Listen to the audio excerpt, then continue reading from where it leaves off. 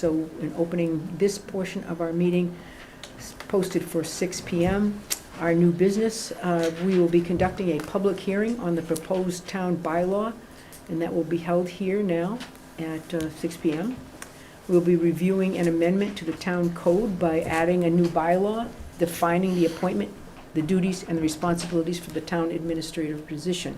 Obviously, we do this because we are preparing to seek the services of a new town administrator and want to make very sure that there's very clear expectations for that person as he or she assumes the position. So I would ask Greg, our interim town administrator, to walk us through the recommendations, not only from people who are town administrators, but also from our attorneys. That'd be great. Thank you very. If I may, before we, as Sure. we're starting a new session, should we also salute the flag and come to I order? think we've done that once tonight. Probably that's enough. Okay, good. If anyone needs a copy of the bylaw, it's sitting here on the table. Please, easier to follow along if you'd like to get a copy of it. So my name is Greg Valiakonis. I'm the interim administrator. And one of the challenges, as Chairman Marshall indicated, is hiring a new town administrator, but also defining what the duties and the responsibilities of the town administrator are. So this establishes the town administrator as the town's chief administrative officer, which is fairly common and implied in many communities. It's not a town manager position. So if you look at a Holden or a Shrewsbury, those communities have town managers. That's through a charter. Barre doesn't have a charter, nor does it propose that this is part of a larger charter responsibility. What it does is it defines the duties, responsibilities, supervisions, and lines of authority, which are implied, but it's always best to document what those are and to do so in writing. It provides much needed guidance, as the chairman said, to the future town administrator, but also to department heads, the staff also. It promotes accountability and transparency to the public. I think that it's important nowadays to identify what the person is responsible for and, in turn, accountability. So I'm going to go through it section by section.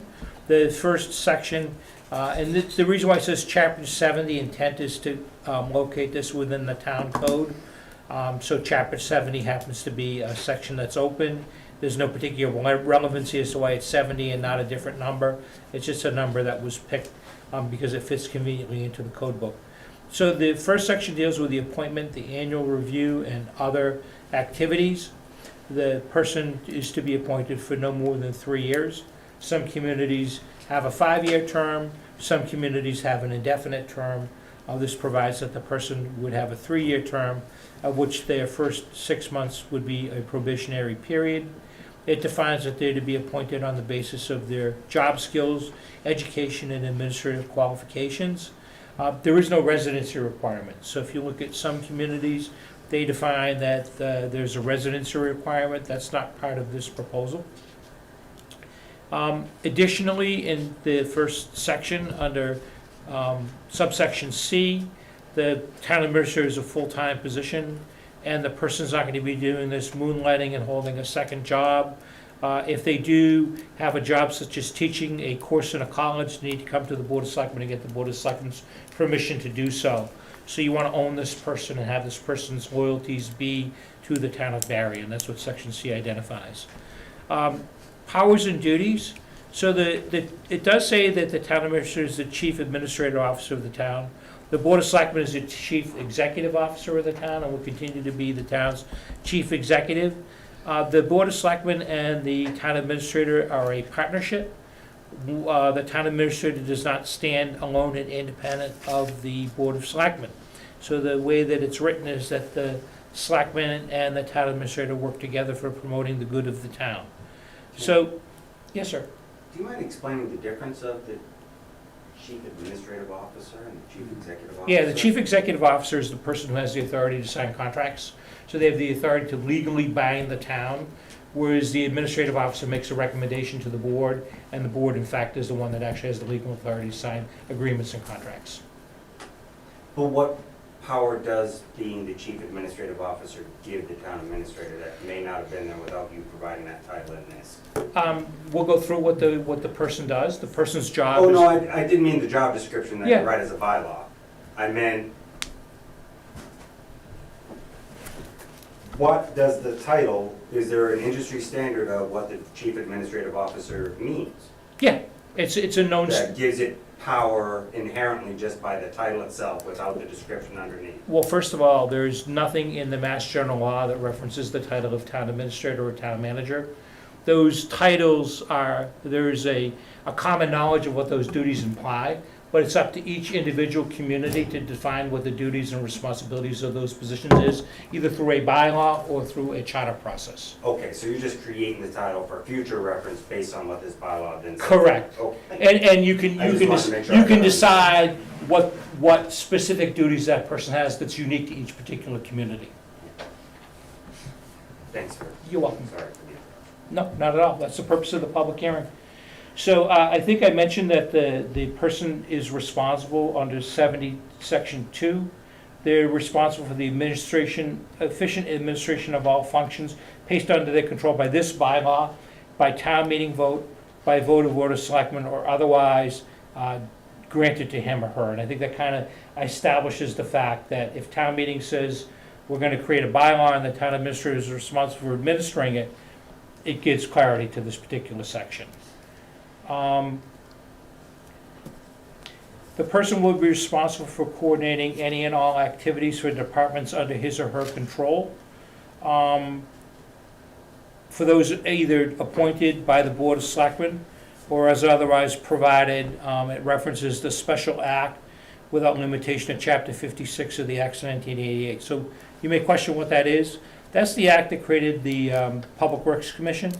And I originally had written in here that the town administrator would exercise supervision over that particular department, and council did come back and rewrote it. So if you see edits and changes in here, these are edits and changes that I received from town council literally right before today's meeting. I didn't have an opportunity to integrate them into it, but I think it's important to kind of see how this thing kind of is flowed. This is the fourth version that we've had of it. And this is the first version that we've gotten comments back from town council, because if it's going to be a bylaw, we want to make sure that it's in the proper legal form to be presented to the voters at town meeting. So you'll see comments here from town council that are included in here. So Section C in powers and duties, he or she shall recommend the appointment or recommend the removal of any employees or any subordinates. I think, again, the important factor here is the town administrator's duty is to recommend to the Board of Selectmen appointment or removal or disciplinary action as it relates to any and all employees who work for or under the jurisdiction of the Board of Selectmen. Greg, could I just Yeah. ask a clarifying question? It appears that the attorney X'd out the town administrator shall exercise supervision of the Public Works Director. Okay, so Yes. that means that particular position, Public Works Director or Superintendent, whatever we're going to call that, is going to remain under the commission and not, I mean, is that the recommendation of the Yeah, attorney? so I had a chance to speak to council on that, and what council indicates is if you want to make a change, such as what I originally suggested, Uh-huh. you need to look at revision of the Chapter 56 of the Acts of 1988. So that's kind of what needs to be done, is you need to go into that special act, which was created back in 1988, and revise that. And once that's revised, then it would be consistent with this particular section that I had written. But you can't kind of do it on its own. So I would suggest that the commission would not be amenable to this.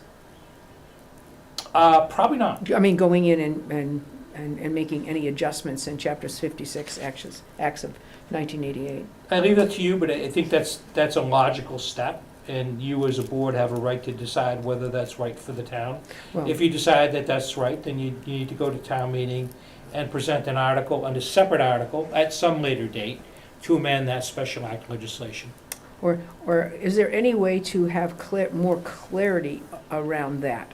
Because that is a problem of some difficulty, because there seems to be a group saying that, okay, the sewer commission is, independent of the Board of Selectmen. The water commission is independent of the board, and the highway people are responsible to the board, I guess.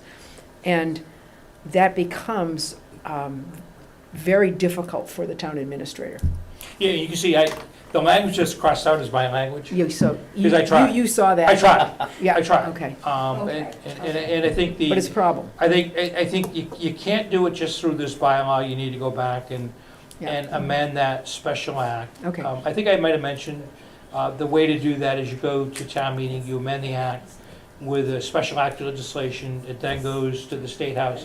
Has to be enacted into law through the legislature and signed into law by the governor as a home rule petition, and then it becomes law at that point. It's not an impossible task, it's just one more step. Well, even though not impossible, I just know that from at least the previous town administrator, this was very difficult. Yep. It's difficult to be the person who's sort of responsible for making things go, and yet feels no ability to manage a huge section of the. Well, I would say So that. we have to somehow give, the commission has to somehow coordinate with this. Yeah, commission is unique for a town Yeah, of this well- size. I think I mentioned to you, I've been doing this for 40 years now. And for a town of this size to have a separate commission for public works is unique, and people can say what they want. It is based upon my 40 years of experience, and I haven't seen it in other communities. It really is unique to here. Yeah, and well, and also managing it is unique. And I mean, because it's very difficult to have people understand what the responsibilities are.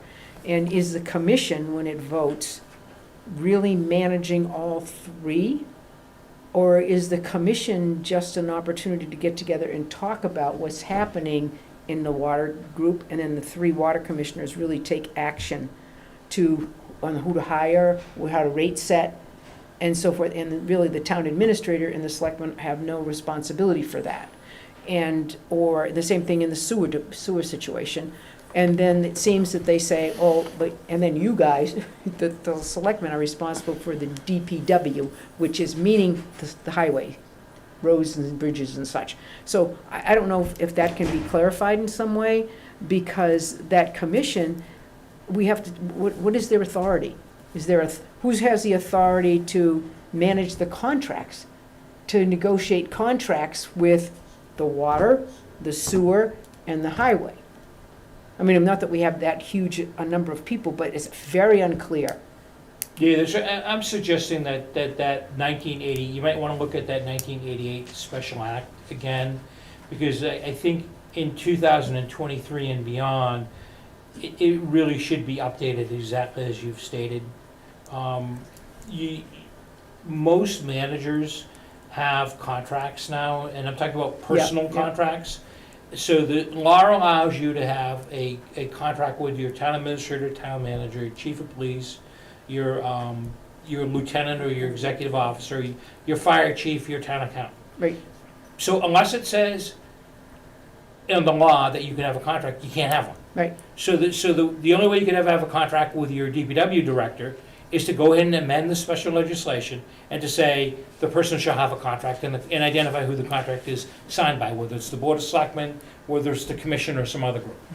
I mean, I would understand how to manage or work within the commission if it acted like a school committee, because I know that. But it's very difficult now to know who's responsible, who in the end, where's the buck stop in that group? Because I think, the way it's stated, the buck should stop with water should be water, sewer should be sewer. DPW or the highways and bridges, I guess, is ours. I mean, should the selectmen have a say over what happens with sewer rates? Sometimes it does. But sometimes it doesn't. Some towns, the Water and Sewer Commission, their job is threefold, to recommend sewer and water rates to the Board of Selectmen, to recommend the annual operating budget, and to recommend the annual capital improvement plan. Mhm.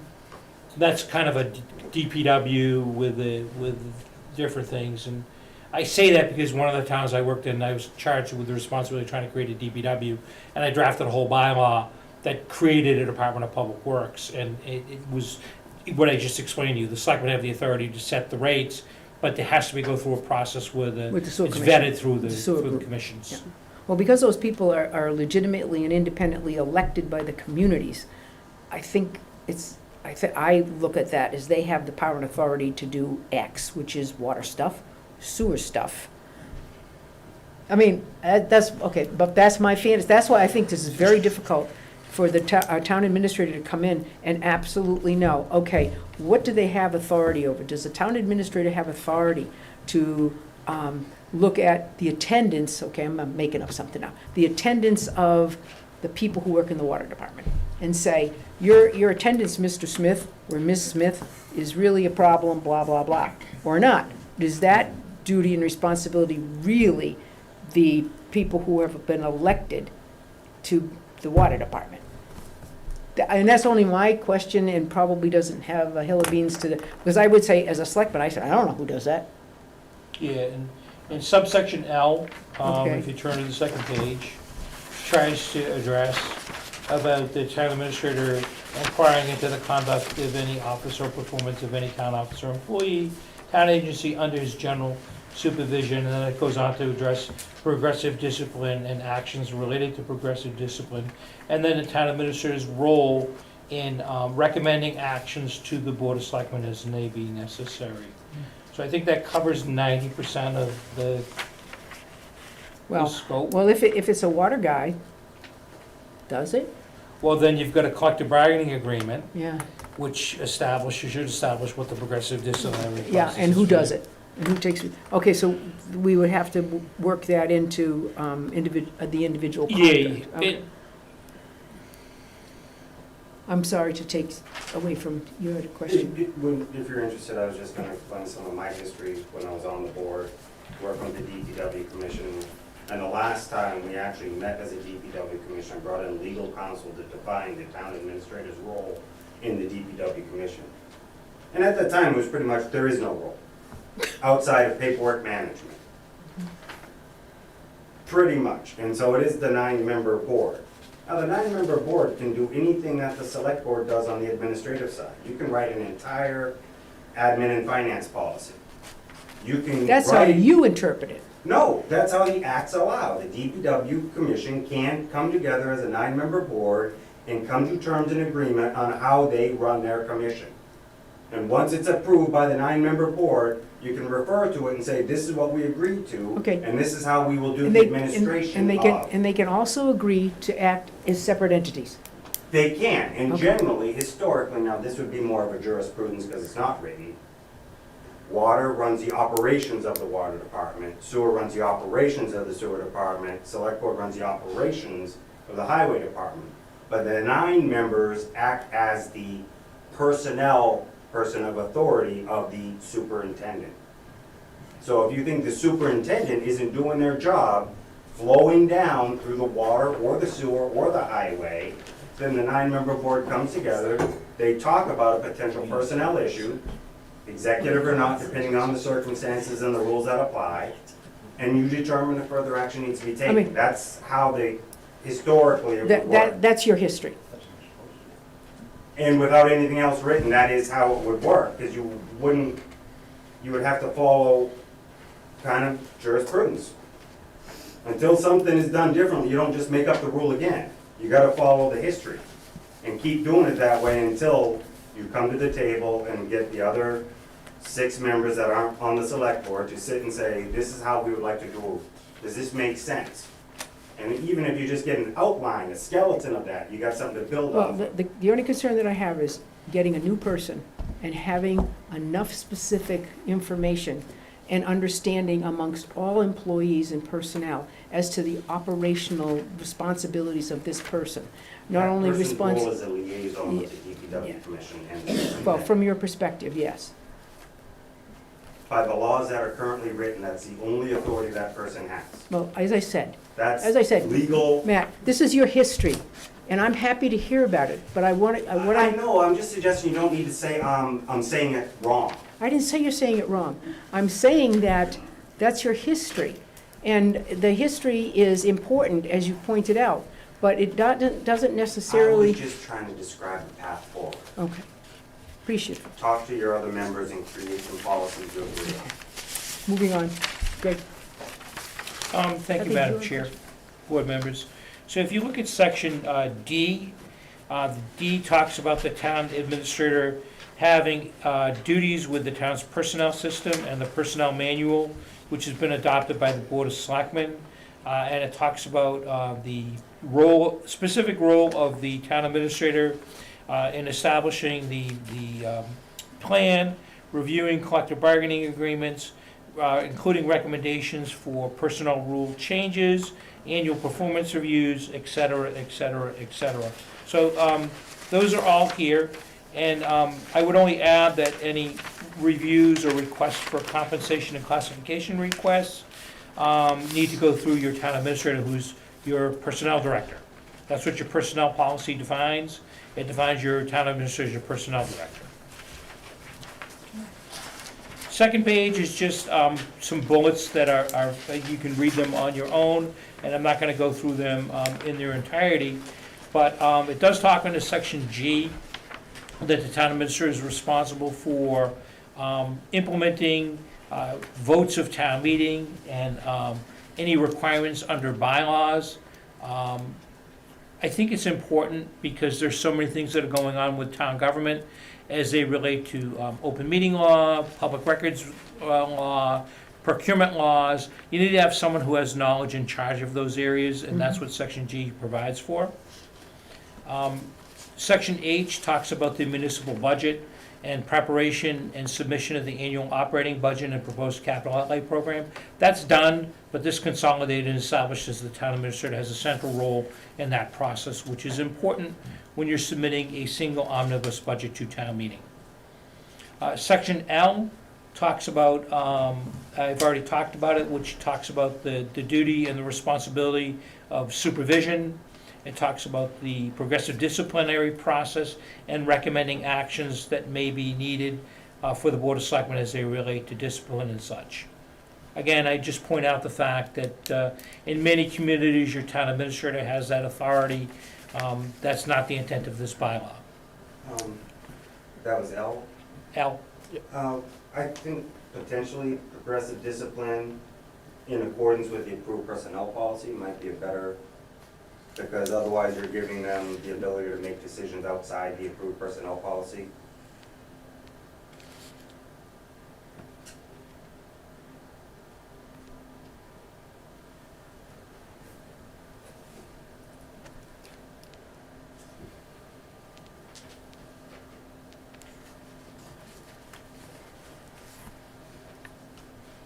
Section N talks to the town administrator's responsibility for negotiation of contracts and other conditions of employment, and what the role of that person would have. So the town administrator is a participant in the negotiation of contracts.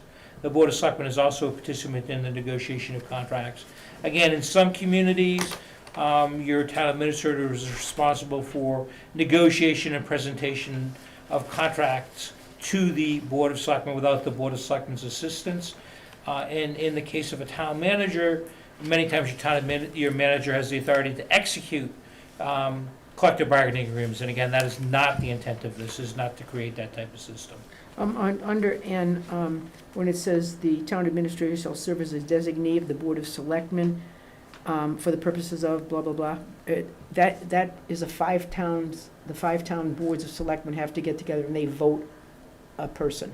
Okay, So it may not be from Barre. It okay. usually is from Barre because nobody else wants to do it, but anyway. We can take that section out Yeah, of the. or just restructure it so that it's, there's an election, and to urge somebody from the Board of Selectmen to serve. It talks under section O about the town administrator's responsibilities as chief procurement officer, except for any department dealing with the school district. So the state law, chapter 30B, provides that there's one chief procurement officer in the town. Right. Every department doesn't have a chief procurement officer. The DPW doesn't have its own chief procurement officer. Your town administrator is your chief procurement officer. And that's what this defines it as, is what the role of the town administrator is, and what his or her role is in interfacing with departments on purchasing. Section P, I updated a little bit to make sure that there was reference in here to technology and software, that the town administrator is in charge of all software and technology. If you look at some of the older versions of bylaws similar to this, it talks about machinery. Machinery to me implies tape recorders and typewriters. We need to have someone who's kind of in charge and understands technology and what the resources that are available through technology. So that's what section P addresses. It talks about, under section Q, about the delegation of authority, that you can delegate authority to your department heads and to your staff. However, that delegation is to be done and understood that any of the authority that's performed is really to be a duty of the town administrator. Talks about safety and security under section R, that the town administrator will be responsible for general safety and security in the municipal center. It also references the IT and the network security as being part of that. Subsection T talks about the different hats that the town administrator wears. I mentioned before about the chief procurement officer. The job description says that the person also is your ADA, Americans with Disabilities Act coordinator, and your municipal hearings officer pursuant to chapter 148A. So 148 is the fire code section of the law, and so you have to have a person that is there on appeals as they relate to fire code decisions, and that's what your public hearing officer is. I see For those that of you right who- to know responsibilities are kind of lined out. Is there a reason for that? I don't think it exists anymore. I think it's been replaced by a more modern title, Okay. which is called your Records Records Access Officer. Okay, thank you. The next section Quick talks about, question. yep. Sorry, on Q. Yeah. Should there be some reference that it can be, he can delegate that authority based on the actual job description of the person he's delegating it to, or she? Because they can't write the job description without the Board of Selectmen approving a revised job description, correct? So they shouldn't just have a blanket statement in a bylaw that says they can then just give it to anybody. Like, they can't go around a department head to a subordinate and say, go do this because I want you to do it, I don't want Jim to know what you're doing, because it's outside the chain of command. And this kind of implies you just gave them that right. Well, I would use as an example, the administrative assistant. If the town administrator authorizes her to post meeting notices and to upload minutes to the town's website, I think something like that's an appropriate action, and that's the type of delegation of authority that I'm thinking about here. There But may, that would be in her job description. maybe not. Maybe not. So you're Clean saying, it up. you're saying this, Matt, that you think that he or she may authorize any subordinate officer to do anything she wants? It gives them that right. Okay, so, no, I understand what you're saying. Okay. And this, not questioning the honor of the person I- that they I would do understand. that, Yeah, but yeah. let's good not to set It's ourselves a good up. point. It really is a good point. Acting town administrator, it talks about two versions of an acting or an interim. One is when your town administrator is gonna be away for a relatively short period of time, 10 working days or less. The town administrator can designate somebody to fill in while they are away on vacation. And then it talks about the longer term vacancy, such as how I'm working right now, where you would appoint I would call an interim town administrator to perform the duties and the authority for a period of up to 6 months. Because typically that's the amount of time that's needed to fill a position when there's a vacancy that occurs. So that language is put in here so that it establishes the town administrator's authority in those particular instances. Subsection 70.4 talks about removal and suspension. I think it's important that if a person's not doing their job, the Board of Selectmen does have the authority to remove that person, subject to the terms that are in the bylaw. The language here is pretty standard, but what it does provide for is your town administrator won't be dismissed for political or other insufficient reasons. I think that's important, that if you want to hire somebody, you need to kind of commit to them, and it establishes good cause, such as inefficiency, incapacity, conduct unbecoming, or insubordination, or other good cause as the reasons for dismissal. And it leaves those decisions up to the Board of Selectmen to determine whether the infraction meets that egregious standard. It's up to the board to determine that. The final language that's here does talk about additional items. If the contract of the town, if the town administrator's term of appointment is not renewed by the Board of Selectmen, that's not to be considered a dismissal action, and therefore the town administrator doesn't have the right of appeal to a hearing as they normally would otherwise. The right of non-renewal is vested with the board and solely with the board, so if the board decides at the end of a 3-year period it does not wish to renew the appointment of the town administrator, it may do so at its own judgment. And that language is in here also. So that's kind of the verbiage that's here.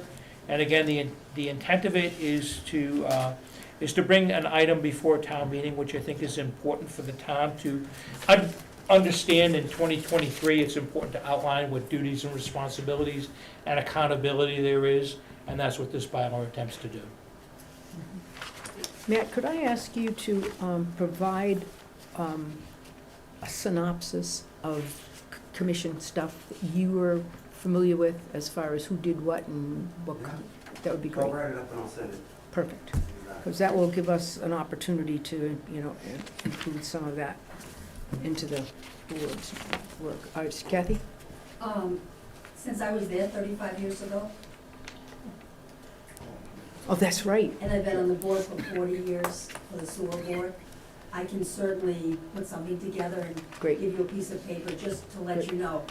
Because when it was put together by Jim Beard, the idea was everyone of the sewer, the water, and the highway, frankly, was each afraid of losing their own authority. Got They it. wanted to retain their authority. So Jim was trying to work with all of them in order to make everyone happy to create this brand-new DPW board. And so that's what got done.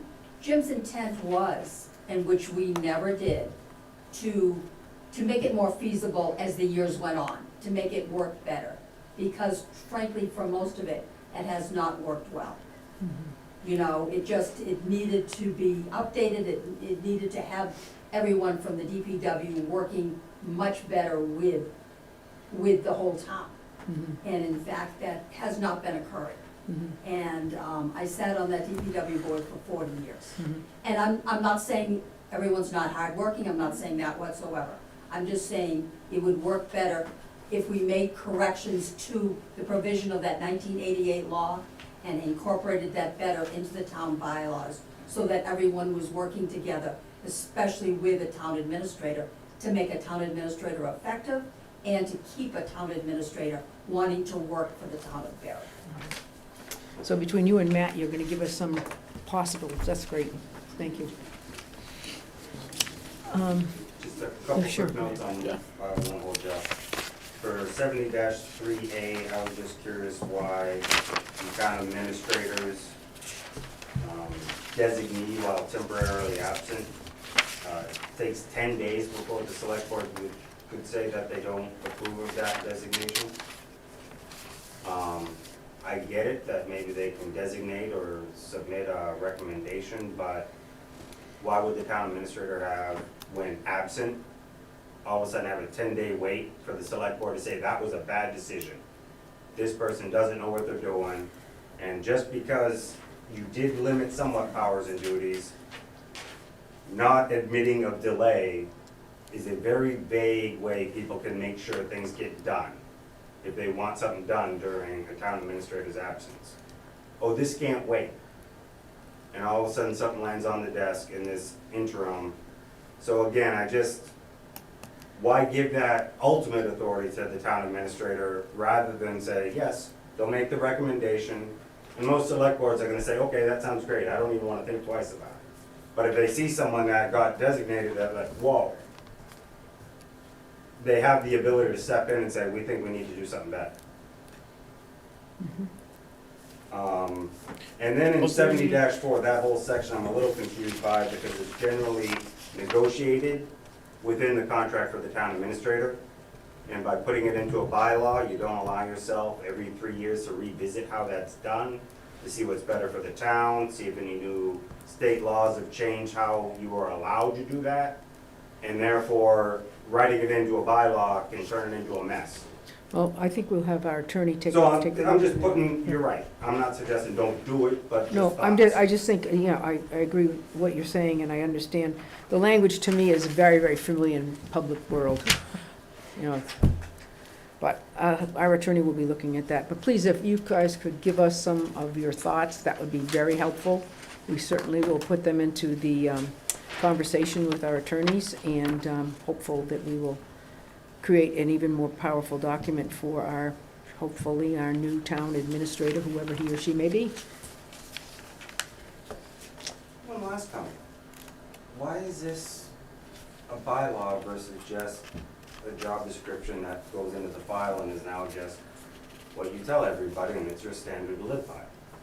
A good question for our attorneys. It seems to be their recommendation to clarify things more specifically from the town's focus and not just, we have a lot of stuff that's been tucked into books here and there that supposedly impact, various individuals, and sometimes individuals come in, well, this is the last thing I've ever seen, this is the last thing I've ever seen, and so what we're trying to do is to get the most appropriate way to welcome a new person and say, this is your job, and so on and so forth. So that's what we're trying to accomplish, and I hear what you're saying, but we're just kind of working with our attorneys and our new, interim guy to kind of figure out what is the best possible landing place for this town with a new town administrator that we really would like to keep. It also adds a level of consistency to someone's job description at that point. I know a good amount can be worked into the contracts, but being able to have that consistency going into it where, it is up to the people to change certain aspects that are more core to the position. I think that could be beneficial. Yeah, there you go, good enough. Okay. Thank you. Thank you for your comments and yours, Kathy, and we hope to get this worked through so that by the 13th of June, we have a coherent proposal for the community to consider. Closing the hearing, I thank you again for your participation, and moving on, we are scheduled now for a public hearing on a nuisance dog hearing complaint. And in accordance with provision Mass General Law, Chapter 170, Section 157, and Barre Bylaw, Chapter 11, Section 13, a public hearing will be held. And that meeting is scheduled for this evening at 6:30 to determine if a dog at 160 Valley Road, Barre, Mass. Is potentially dangerous or a nuisance dog. We have history with this particular complaint. I know we do have our animal control officer with us this evening. We have a neighbor to this property. Do we have the owner of the dog with us? The owner of the dog will not be here. She has a baseball game with her son. It's Okay. been playing since the beginning of the spring, so. Okay, she so couldn't- you are representing her, or you are here? I'm the owner of the property, and Oh. also a witness to see if this dog is supposedly barking for the past 2 weeks, and the dog hasn't been barking. One day, I got a complaint from a gentleman, neighbor, asking me to do something about the dog. I've been watching the dog for 2 weeks since the 8th. Well, we've had this situation and this complaint has been ongoing for at least 18 months, I would Yes, I'd say. like to know a question about it. How is it just one dog? I have a dog, neighbor has a dog, Well, the other neighbor has a dog. I think you're going to have your opportunity to be heard, but I'd like to Okay. hear from the animal That's control officer and also our complainant. Thank you. Good evening, everybody. My name Would is you Jennifer- introduce yourself? Yep. My name is Jennifer Ford. I'm the Rutland Regional Animal Control Officer, covering the towns of Rutland, Barre, Paxton, Princeton, and New Braintree. This matter was first brought forth in April of 2022, so a little over a year ago now. And I guess my first question would be, I'm not 100% certain what we are hearing on today. We had a nuisance hearing regarding this dog a little over a year ago. The dog was deemed a nuisance by the hearing authority in town, which was clearly our select board. There was a resolution as far as things put in place on how to move forward, things like a bark collar provided by the complainant, et cetera. Probably starting back in January of this year, the complaint, if not sooner, the complaint started, they were okay for a little while, and they started to accumulate again, probably was before January. In February, we addressed the kind of a non-compliance of the hearing. My understanding is that may have not been handled properly as far as the dog owner being notified properly, so Correct. that it was going to be readdressed. So I guess my first question, are we starting from the beginning when we have to establish cause that this dog was a nuisance? That has already been deemed by the proper authority in town, or are we just moving from this point as far as the failure to comply? We know that not only was there a failure to comply, the dog continued to be a nuisance the last time that we had an opportunity to have this conversation, but also that the dog was never even registered or Correct. licensed, which was part and parcel of the responsibility of the owner. Correct. So the dog was unlicensed, the bark collar was no longer in use. That's not incorrect. The bark collar's been on that dog since day one. It's still on the dog. From what I was told by the dog owner herself, that Right. she was not gonna use the back Because it collar. changed his Well, personality. It's on the dog. Nobody's So- come to talk to So the that dog. was what we were, that's the information that we had, which we did indicate that we would have the dog removed. The paperwork to have that Right. process underway with changes in our situation with our the person representing us didn't happen. So there wasn't proper notice. Correct. So we're here to provide proper notice, to hear any updates that So I might don't be. have to backtrack to No. that first initial hearing? No. So the dog is still deemed a nuisance and it's kind of Yes, moved forward at yes. this point? Unless there is a change from the complainant as far as what's happening in his neighborhood with the dog. Could you be clear about, It hasn't been as bad, but it's still, I believe I made 2 phone calls in the last Yeah. couple of weeks. I also do get additional complaints, not regarding barking, but on a somewhat consistent basis, give or take one a month. Can you tell me what those complaints were about? I'd like to know. I will as soon as I finish the sentence. From people passing by concerned about the dog's condition being out front. The dog, they do meet the requirements by law. They do have housing.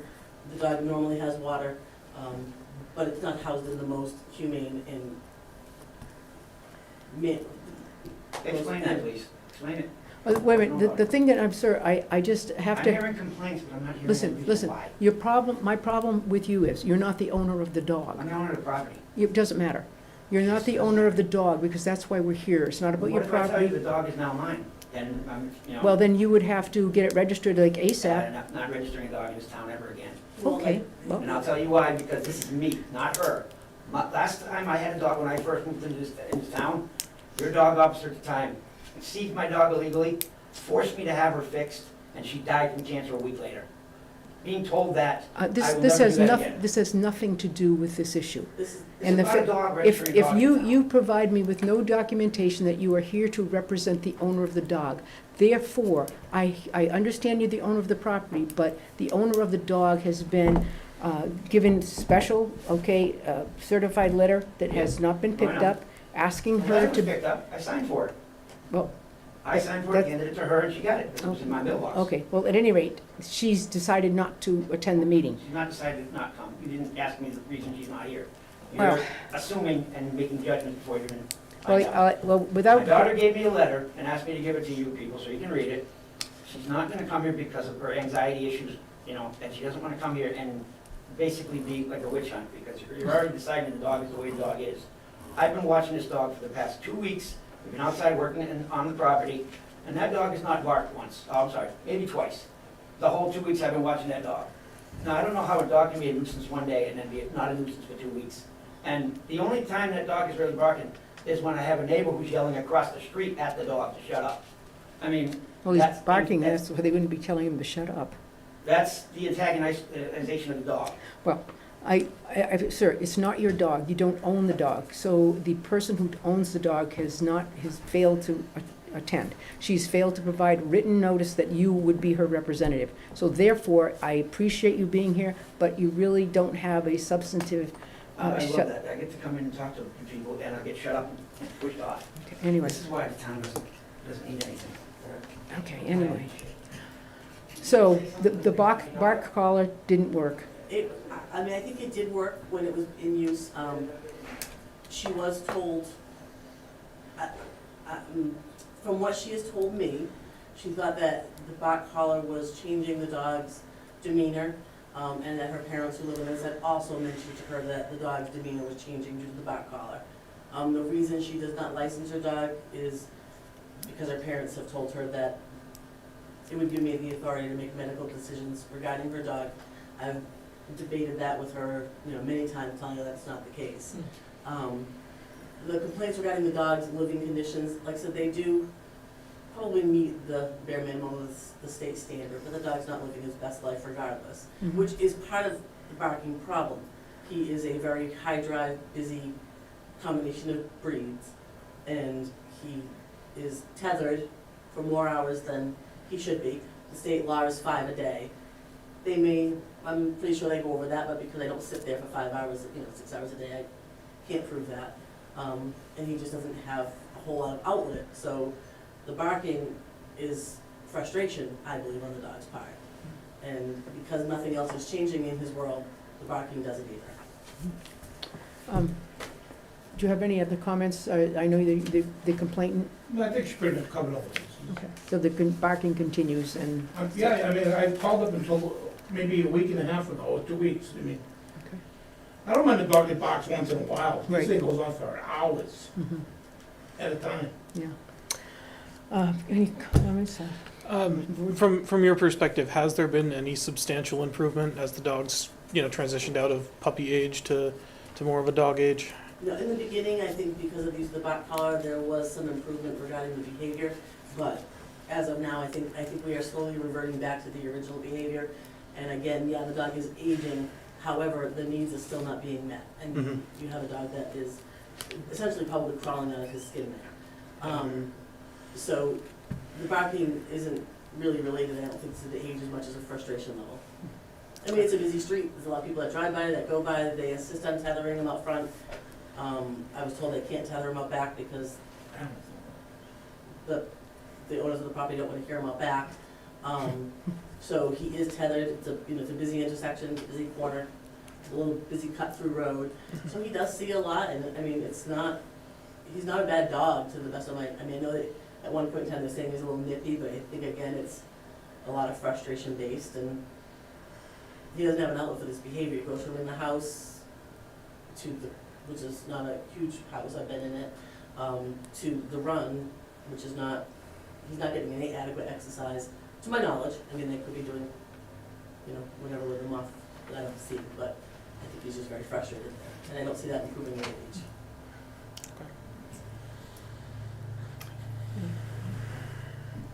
It's a sadness. I mean, It's sad. I'm sad for the neighbors that have tolerated this, but I'm sad also for, I know there's a child in there. And I tried to rectify it. I know you I did. even called him within the last couple of weeks and asked him if there was something he could do about it. Please keep the dog quiet. He told me it wasn't his dog and he wasn't gonna do anything about it. Okay. I know that there was some conversation or concerns about actually delivering the nuisance, if we are taking the dog. Whether the police would be involved or escort you to the property when that happened. And truthfully, in situations like this, it normally, and I'm not opposed to us getting to that point that I go and remove the dog. Normally, in past situations, they would be delivered a notice saying that they are in non-compliance. And I'm not talking about Barre, I'm talking about the areas that this is my first non-compliance in Barre. But that, they are in non-compliance. And then they would have X amount of time to place their dog or do something with their dog. Okay. In the past, it's never been the towns or cities that I've worked for's responsibility to find a home for their dog or do those things. A lot of that comes down to cost. I mean, towns can't assume the cost of housing these dogs for X amount of time and or trying to find a place that is willing to take him. Again, if it comes down to that, What's the typical time frame that is allowable for them to have an opportunity to remove the dog from the property? in the past, I mean, without going back, and it was, Worcester was probably my last non-compliance, so, I mean, they would give me something like 10 days, which I know is not completely reasonable, but I don't think this should be a 3-month process either. I mean, I don't, you know, And subsequent to that time, you would yeah, I mean. dispatch and take care of the dog? Move him to a shelter and hope for the If best? I can find one that takes it, I mean, there is always on the table that the dog would be euthanized if I can't find anybody to take it. And you are generally, or would be accompanied by, because the chief is here, and I don't know if you do, I understand that, coming to a home that don't. Yeah, I wouldn't go alone. Yeah. It wouldn't be in anybody's best interest. We have no problem escorting the ACO. As far as paperwork delivery goes, though, that would be more a constable. Yeah. Right. sheriff.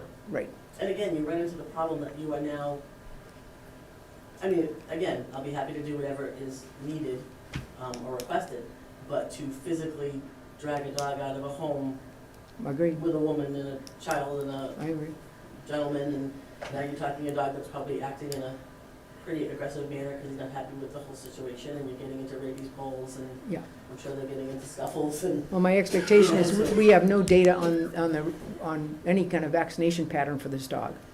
correct, I mean, we have the license for this dog. correct. There was no compliance in any of that, so it's hard for us to decide, is the dog safe to have an aggressive removal? Correct. How, I will freely acknowledge, this is my first rodeo at such a removal. I mean, the nicest And- thing would be, truthfully, if I could work with Maggie and we could try to find a suitable placement, leave the dog there. I could talk to her about it, we could try to find a suitable placement for the dog, whether it be a shelter. Mhm. Private is tricky because there's some town liability there if we're involved. Right, If she's doing it on her own, that's off our plate. Again, I don't technically, so I have a very small kennel that's based in Rutland.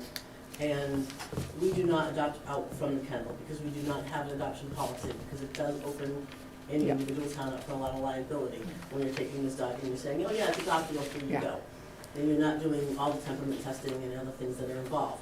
So any dog I've taken has been funneled through, if I felt the dog was not something that would be a euthanasia case, I do my best to funnel it through a rescue, whether it be Second Chance, I have a couple rescues in the western part of the state, or a purebred rescue if that be the case, or things like that. But for us to say, oh, here, you want this dog, he's great, that's not something that the Yes. town can do. I understand. I don't mind putting out some feelers for her, but then that would have to be something that she would have to take responsibility for. And if it came to me, I'd funnel it through a rescue if I could. Greg, could you give us a recommendation on, you have much more experience, I'm sure, in this area, as far as, having her, try to work directly with the owner to see if there can be some mutually agreeable solution, but only giving her 10 days for that. I mean, if she's not going to do anything and not going to cooperate and they're not going to, allow you. And I will transport the dog for her, anything that she sees necessary. And I'll even make some, if I can make arrangements with a shelter, Mhm. then that takes the liability off us, because the shelter's gonna do Yep. the temperament testing and everything moving forward before adoption. But if you can set it up so that she's involved, and now I can pick up that dog and she can help put that dog in the car, and I'm not using a rabies pole, and Yeah. we're hopefully not doing it when the child's home, and we're not getting the, Yeah. we're not fist fighting to get the dog out of there, that becomes a much nicer scenario, and I'll transport it anywhere I need to. So I can only add that you're right on in terms of your comment that we don't want to assume custody of the dog.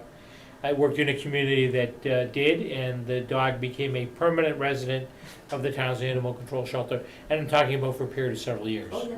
So Yeah, happens. it was not a good situation, so your comment And this is. dog in my shelter, and again, I'll do whatever necessary, and we try to provide any kind of enrichment we can, but it's a very small shelter with, I have indoor-outdoor runs, they're not an area that a dog can exercise. I'm one person that covers 5 towns, I don't spend 24/7 there, I don't live at the kennel, and the dog is still not gonna be getting any Right. kind of outlet, and he's gonna be out of his mind for long periods in my shelter. So we don't have a veterinary records on this dog at all? No. Okay, that's another issue of concern. Obviously, we're not happy to do this, but it doesn't look like she's given us much alternative. I mean, she's had 6 or 8 months to with a She collar. didn't show up at the last hearing either. Yeah, I correct, mean, correct. She knew because she hid the dog for a couple of days or a couple of weeks, so nobody was seeing it. So, I mean, she knew exactly what was going on. Do you have any other suggestions at all that would possibly? I mean, I bought a box collar, I it know, cost I hear you, $100. that's good. And then she didn't wanna use it after. I'm like, I don't know what to do. Mhm. I've been trying to, I mean, I haven't got in any kind of conflict with him or anything, but, I mean, I've approached him in a nice way and I've gotten nowhere with this. And like she said, this has been going on, this is probably the third summer that I've had to keep my windows closed now. Yeah, Yeah. you're living, and I was just wondering, being Yeah. there, you could see anything at all. I don't you even could- go over there, the place is, yeah. And moving the dog to the back would have been somewhat of a No, they bring him in. turn or some Right. part of a solution, but they're not willing to do that. They're not willing, I mean, they're willing, they're Yeah, not willing to do that, but that now they're was willing to the- give the dog up, so I don't know if it's something that they could be, if they were But faced could you, with. could you recommend the most appropriate motion No. at this Yeah, point? here's what I believe, the board would be, to reaffirm its decision of February 6, 2023, where the dog would be ordered to be removed from the residence and rehomed with the assistance of the animal control officer. And it's further that within 10 days, this take place within 10 days of the receipt of the order. The resident has the right of appeal to the district court if they choose to do so. So, again, the recommendation would be to, you've already declared the dog as a nuisance, so you don't need to do that again. You need to order the dog be removed and rehomed with the assistance of the animal control officer. And that reaffirms the decision that you made back on February 6, 2023. Thank you very much, Greg. Do I hear a motion? Can I ask- Okay, so they do have the right to, I wasn't sure, do they do have the right to appeal this? They do. To Okay, I wasn't district- sure if they to did district just- court. that just the original nuisance Yeah. hearing, but they do Yeah. have the right to appeal. Yep. Okay. Yes, So- they do. So we're a little, Alright. we're still gonna be a little bit, Oh, yeah, I just. before we yeah, get, absolutely. actually get there, but, Okay. um, I'll clarify it. I would move to reaffirm the decision from February 6, 2023, to order that the dog be removed and rehomed. This is to take place within 10 days of receiving the order. do we have to say, and if possible, rehomed?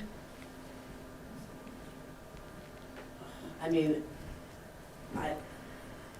then I'll have to either be, I guess, rehomed or removed, and we don't have to specify after removed what happens, but, Okay. you know. obviously- Rehomed or removed? Yes. Would and you take that as a friendly amendment? So I would there will be, Make that they'll have, amendment. so they'll have 10 days from the date they get the order to either comply or appeal, correct? And the order will be delivered by Constable. Okay. And obviously, You'll will you notify getting, us you on the date it getting, was- you getting copies? We will, and we'll so make sure forth? that you receive notification rather than waiting for things to take place in the mail. We'll let you know the date and time of service. Okay. Because I don't mind reaching out to her to see if, It would- once I know she's received it, I don't mind reaching out to her to see what I can help to do Yes, to, yep, that would be great. to find an would appropriate be great. solution, and I can work on, you know, that. Okay. And you would keep us informed if you, okay. Yeah, I mean, if I can find something appropriate and she's willing to work with me, that's the best case scenario. I don't know if it'll happen, and I'll keep you posted on where the dog actually does go. Okay. Mark, we have a second? Second. We have a motion made and seconded to reaffirm our previous decision, and those in favor? Aye. Aye. It looks like it's unanimous. We'll start the clock. Greg, you'll take care of the paperwork, I will. and thank you so much for your time to attend. Can I just ask, when the dog is rehoused, would it be in the town of Barre? Well, Probably not. Hopefully not. I suppose if she Hopefully. privately He's not in my rehomes house. her dog, I assume it could be, because the dog isn't, if the dog was deemed dangerous, that wouldn't. Be It's different. another- That's that's correct. another Yep. story. Well, if this dog has been deemed a nuisance and in a different environment may not act as such. So, yeah, we could end up with the same problem in a different location next summer, Yeah, but, Please don't give him to a neighbor. well, that's what it has, you know, it has to, I don't think there's anything to specify, it can't be rehomed in Barre. Again, I wouldn't be the person responsible for rehoming the dog. It would, if I ended up with a dog, it would be funneled through a shelter that, again, could possibly, Yeah. by a fluke chance, adopt out in Barre, but it would be starting over. okay. Thank you so much for your attendance, and we'll Thank you. do the paperwork. Thank you. Okay, thank you. Thank you, chief. Absolutely. I just have one quick question. I know that you've already talked about the town administrator's job description. Can I just ask a quick question about that Sure. at this point? I didn't hear any language in there about being the traffic warden or the parking warden, rather. Traditionally. Parking clerk. Parking clerk, sorry. Was that mentioned, or? Is that one of the duties of the TA? Yeah, We'll generally. make sure that it's in there. What is Okay. that? So that if, when we issue parking tickets, Oh. they appeal it through the town administrator. That makes sense. Okay. Okay, very good, thank you. That's all I wanted to bring up. I didn't know we gave parking Yeah, tickets. so that'll be under subsection T, Yeah. as in Thomas. Thanks for that, Ed. I'm sure we'll get some other information from folks, and, this will be, obviously, there'll be another iteration of what we've seen tonight to clean things up. Absolutely. Okay, Thank you. thank you. Good night. We're closing this hearing and moving on now to a request to use town property. Item C, the Barre Art Center free craft swap would like to use the town hall. And have they completed the paperwork with the date? And the date is, It's October 14th. October. 9 Okay. AM to So 1 we'll need, I need to get in on October 13th? 13th to get in there at night to set up. I think that you've done the paperwork. We've had your participation in these events before, and thank you for asking to be there again. Okay, thank you. It'll be fun. I hope you come. Okay. It's all free. Oh, well, Free is always good. Crafts, everything is free. Wow, great. Yeah, I went to the Wachusett craft, and this is awesome. People donate all the stuff that they don't want anymore, Mm-hmm. and then Oh, cool. other people come and take it because they need it, and it's just all free. The girls have. Sounds like I should come and donate. Yeah. That's what I think, Absolutely. 'cause I have It's stuff. cleaning out your house. Yeah, okay. It's gonna be fun. I would move to approve the use of town property for the Barre Art Center free craft swap on October 14th. I'll second that. Those in favor? Aye. Aye. Thank you so much. Thank you. Okay, the MOCC FCE playgroups, story walks at the Center Common.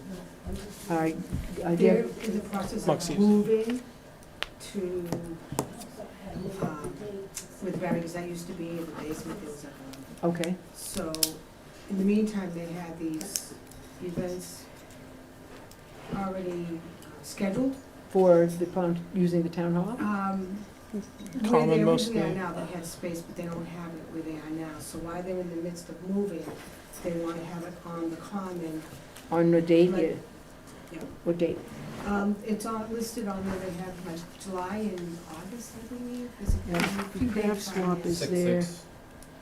Oh, is Yeah, it six- June? 7/11? Yeah. 7/18? Yeah, 6/6, 6/13, 6/20, Yeah, 6/27. so it's June and July. So it's all each those third, dates. it's each Tuesday for the months of June and July. Yeah, And from, what is the time of day for this, 10 a.m.? yeah. Okay.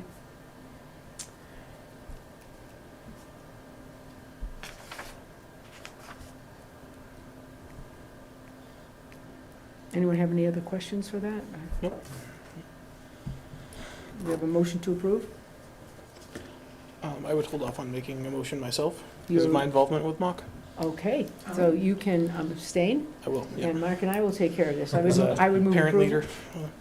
You want to Yeah. second that, Mark? Second. We have a motion made and seconded for this playgroup to use the town commons on the following dates: 6/6, 6/13, 6/20, 6/27, 6/11, 6/18, and 6/25 at 10 a.m. Those in favor? Aye. Aye, Abstain? abstain, okay.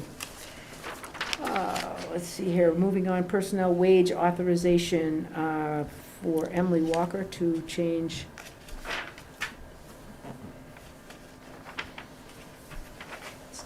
This is, here it is, Assistant Fire Chief Emily Walker. She's not a new hire, she's a current position, classification step 1. She would be moving to classification step 2. Because it looks like she's looking for 25.38, and so this is her proposed hourly rate is 25.38, so I guess we're an increase of 12%, so she's moving from some position to another, Oh, from an EMT to a paramedic? I think, so she's, Oh, okay. give her paramedic status, great. That's, yeah. I think we move approval on that, please? I'd move for the approval for the wage authorization for Emily Walker. To $25.38 an hour. Yes. I was saying, if you could, when you let her know, give her congratulations on getting that status of paramedic, it's pretty great. We have a second? Second. We have a motion made and seconded to change the salary for Emily Walker to a full-time paramedic at $25.38. Those in favor? Aye. Aye. Looks like a unanimous vote.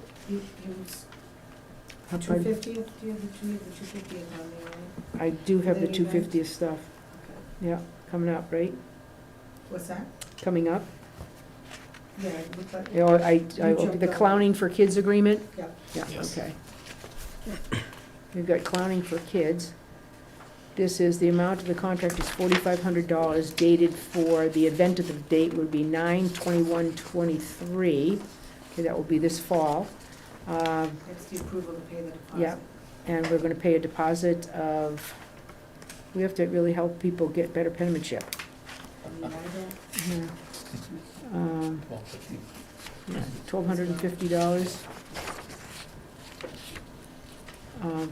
We have a motion, please? I'd move the approval for the payment for clowning for kids for the 250th celebration to take place on September 21st. And this amount will be 2024? taken from their account? Yes. Second. So, I'll second that. We have a vote on that, please? Aye. Right, looks like it's approved. 2024. 2024? September 21st, 24 is the Did you second? the Well, no, entertainment. it says here, the event date is 9/21/23, I No, believe. that's not what it's. That's- We seek to entertain crowds in the grand parade But they on have to September send, 21st, 2024. they have to secure the date, so they have to give a deposit. Well, yeah, but my concern is they want, what is the event? It tells the event, it says contract amount $4,500. The event date in this contract is 9/21/23.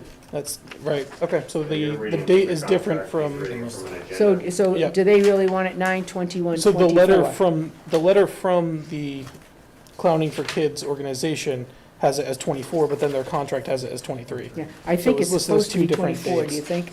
Could you clarify that, please? Yeah.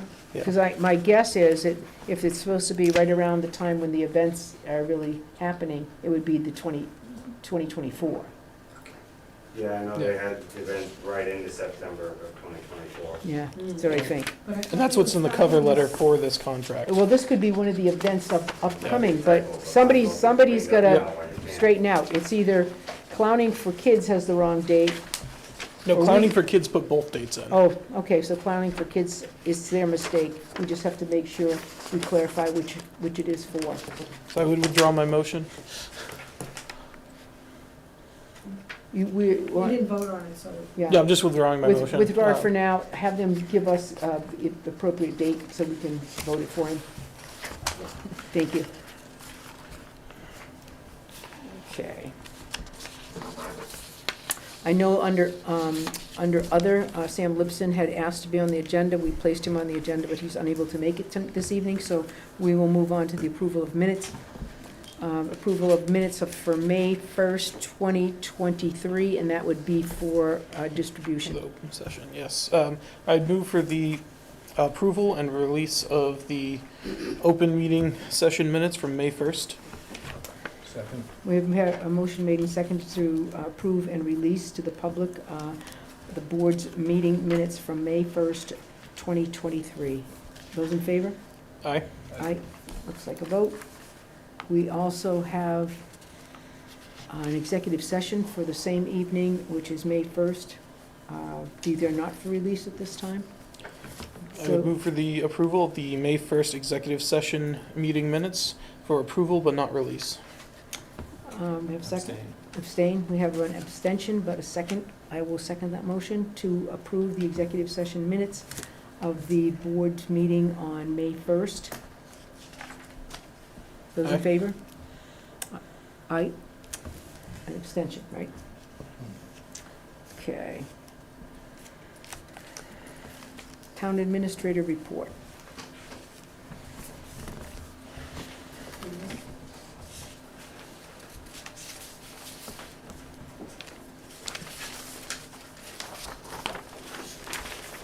Oh, I'm sorry, one of these for Sandy, too, please. Thank you. So board members, what I've handed out is the financing schedule for the pumper truck and fire ambulance, which were ratified at the most recent special town meeting, but had been previously approved by the annual town meeting in 2022. As you know, we're doing a lease purchase, so I've gone ahead and worked with the vendor in terms of coming up with the annual cost of that would be. So there are two options. The first option is to finance the pumper truck and the rescue ambulance together. The second option would be to finance only the pumper truck and then to pay the ambulance costs from available funds, which I think if you look at the annual costs, which on a 7-year term for the pumper truck only would be $111,145.19, which is a more palatable number than what I had been led to originally believe. And the first payment, regardless of what scenario we undertake, would be due in May of 2025. So the Finance Committee expressed some concerns about whether we needed money this year or whether we needed money in fiscal year 2024. And the answer to that is neither. The first payment would be coming up in fiscal year 2025. Actually, May is in fiscal year 2024. No, May of 2025 is fiscal year 2025. Yeah.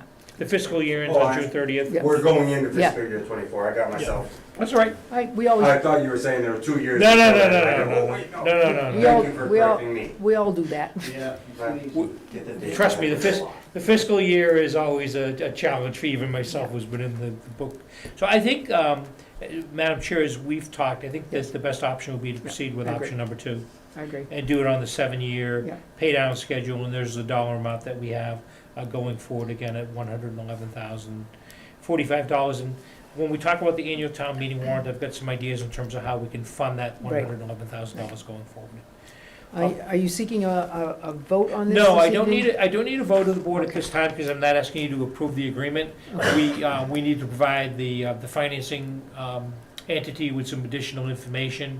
And when she has all of that information, she'll send us a letter, and it'll be ready for signature of the board. But don't want to be any surprise, I want you to be aware of what's out there. Thank you. And you said option 2 was by prepaying the ambulance, or paying Yes. the ambulance outright. Where would that be coming from? Do we have a place for that? Stabilization, free cash, or ARPA. Or ARPA, yep. We don't have anything designated, or Finance Committee doesn't have any If we could specific find- recommendation on that yet?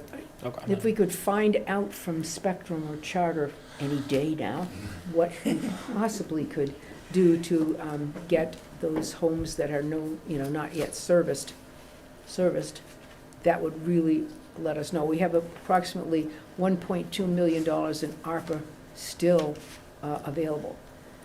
And we do not believe that Charter is going to get anywhere near that amount, but we don't know how much. So we've been sitting on some of these projects and would like to know. Didn't we have a meeting, or you folks have a meeting with Charter? We've had several meetings. No, I mean recently, last week. Well, our last week meeting was with our attorney and an engineering specialist that we're using to beat up Charter. Right. Or help, because it is beyond my imagination how this kind of monopoly can be allowed under statute. It really is. I just find it, they own the poles, they own the licenses, they own this, they own that, and yet they don't even respond to, our previous efforts through our, Jessica Sizer put a lot of time and effort into this. So we're really not any closer to a number. Oh, absolutely not. I mean, and not only that, there seems to be so much conversation about exactly, Mark and I spent, a couple hours Yeah. minimum, you probably longer than I did I forget the day it was, last Thursday, I think, with an attorney and with an engineering firm. The engineering firm will go to these places and say, this is what it really will cost Charter. We can prove it. Let's see you go to court with us if you have to. You have to provide us with a reasonable accommodation of some sort. They will give us nothing. They will not give us a broadband agreement. They're ready to enter into a new contract with us, I think, next year. However, what do they care? No one else is going to come in here and be able to undercut whatever they say because of the fact that they have all the licenses and the poles and so forth. And they're the company that just recently did New Braintree with all fiber optics, okay? And I'm working with New Braintree to get the how much it cost them. They used, some, and I mean, so they're the only game in town. Matrix has picked up a very, very short number of homes that they are still not ready to deliver the service, and it's been at least a year and a half now. So we ever got a number from them to do the town? Well, they backed right off when they were, because they can't compete. The guys own the poles, and there's no way that they're going to give those up. This is a legislative issue, in my opinion. Yeah. This is these monopolies are just going to hold us hostage until they don't. There's no reason for them to really. Well, why bother? Why bother with these 68 houses or these 90 houses? We don't really need it to make the contract work here. What leverage will we have when we sit in to do the contract? It's a joke. At least I can say, when I have either DirecTV or this kind of TV, I can really get a satellite that works. You cannot get a satellite that really provides you with any streaming opportunities at all. So homes that have these, HughesNet and some other. Okay. They're not streaming stuff, they just can't. And then there are people who say, I can stream stuff from my phone and run 3 TVs at the same time. And people go, who are the technicians go, what? So I don't know how accurate that is. So does Verizon own the poles, or does the electric company? Well, Joint owned, I believe. pardon me? I think they're joint owned. Yeah, but the licenses, the Charter has a license on all of these, okay? So they're ready to go if they want to go. Yeah, but if the phone company owns the poles. Doesn't matter, they've already given this licensing fee. They've got a fee. You can't be on the same pole. Right, yeah. So, anyway, The slot, You got 2 feet, but Yeah. you can't be on the same National pole. Grid and Well, Verizon, that's. you can be on this, Verizon. could, but they won't let you because they're giving the whole 2 feet to charge. Right. So then you go They- one slot up, and the whole 2 to 4 feet is Verizon, and then 10 feet up is all your secondary. National Grid. They 120 effectively power, sell then exclusive if you got rights. a higher one, you get into the skeleton power. So we continue our good fight, and I do feel terribly ineffective in pressuring these people. We're hoping that maybe we'll be able to use some legislative clout once they get done with their budgets and stuff, and find out who's the head person to talk to and to badger in the Healy administration to see if we can get some help with Charter. Charter needs legislators to leave them alone. Yeah. We need legislators to bug them, so maybe they say, maybe we should think about this. I feel like I'm working with Tammany Hall, The big thing is you gotta legislators to at least identify that it's internet, it's Yeah. not the TV Exactly, it's that you internet. need to regulate. And, I'm with you on yeah. that. So, at any rate, thank you for the question, and I wish I had a better answer. The only other thing I had on my report was, Finance Committee has its budget hearing 23rd? set for next Tuesday evening, 5/23, at 6:30 PM.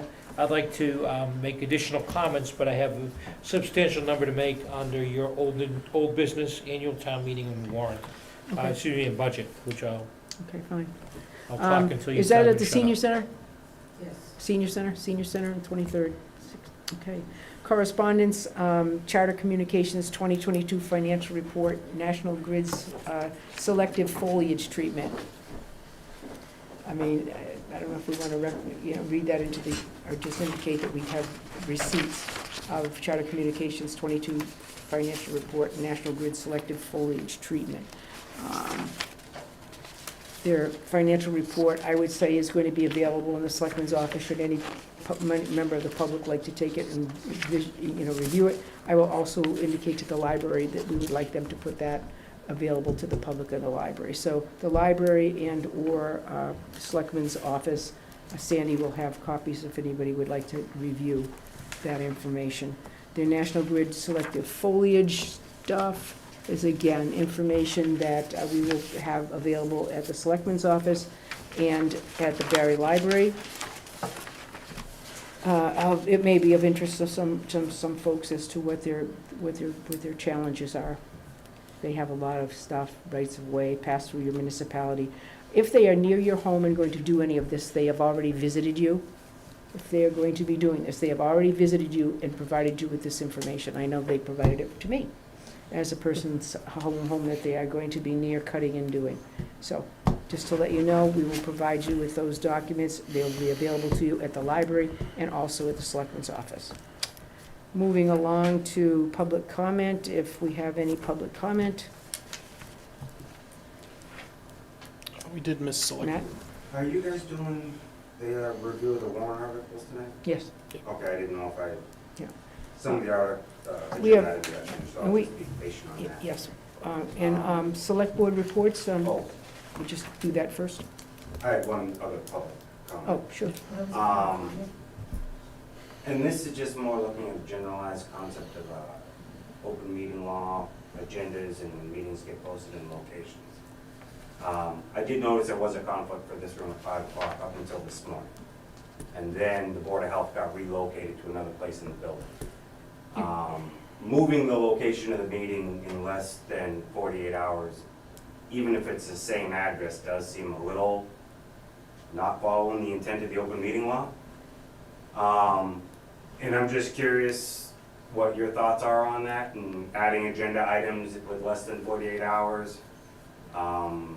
What your guys' thoughts are on that, because to Well, me, that's I'll be- generally, unless you have to, not really something you should do, because you're not being open to the town to know if they should take time to come to the meeting if they have something to talk about. Well, no question, we should be observing the 48-hour notification unless it is an emergency situation, which is allowed by law.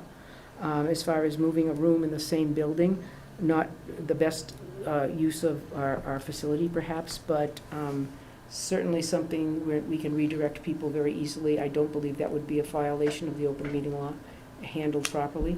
It does happens in a lot of, we could have a situation where there was too much, a bathroom overflowed and we had to move people to a different room. Or that fits the emergency. Yeah, so just to, and so I think we work really hard to observe the open meeting law. We understand it's, the reason it's there. It's important to the public to get the proper information that they need in order to attend our meetings or to listen to our meetings. So I don't know if you have other comments about it. Yeah, I think part of it could also, as we work towards technological updates where we do have an online system, but if it's, better at notifying when, there is a conflict, if to have that resolved quicker before, that 48-hour window approaches. Gotcha. And then just curious, I thought it was odd that you had an agenda called Sam Lipson. Because now it's an official agenda item, but nobody knows what in the world you're talking about. Well, I understand that Sam Lipson was asked to be placed on the agenda for the purposes of discussing the issues regarding town administrator and has declined to attend tonight because of, I think, some illness or something in his family or himself. So that's what was placed on the agenda, and to say that it was, probably should have been prefaced by that and then his name, probably should have, but. No, I appreciate it, and it's just thoughts, thanks for listening. I will not belabor the point. Okay. Appreciate it. Our journey to perfection is slow and helped by those individuals who are external to us pointing out our problems. We'll never get there, but we keep trying. And You're I'm right. okay with that. Trying is what we do. John, you have some information from a select board report? Yes, so one thing I wanted to bring up, the master plan steering committee, we had discussed quite a while ago adding a junior member position. I believe we asked Jessica to advertise that back in January.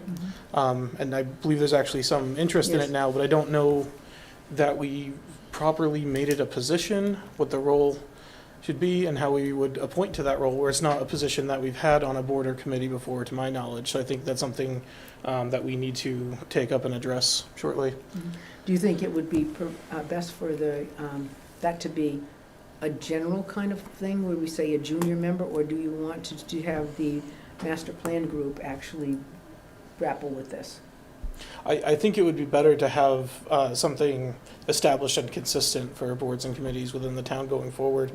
This is kind of a unique position where the person wouldn't have a vote. It would just, essentially be for their input into their credit, but it wouldn't be, obviously it would be someone who's under 18, which doesn't meet the requirements for sitting on a board or committee. But so it is a bit different from someone who, say, is an alternate who does gain status on some occasions type of situation. So I think it would be best for us to have some procedure in place for that, because honestly, I think it's a good opportunity to get insight, especially with the Master Plan Steering Committee, but I think other boards and committees might also benefit from having that perspective as well, and might want to add such a position in the future. So I think it would be good to have a procedure in place for it. Well, in addition to that, I would add not only to gain their perspective, but for them to understand the responsibilities of, seeking some of these board positions in their later years. I know that there's some good language out there from the state for these junior members of the school committee.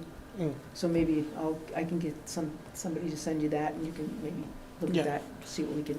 But I agree with you, getting it firmed up would be a good effort on our part. Yeah.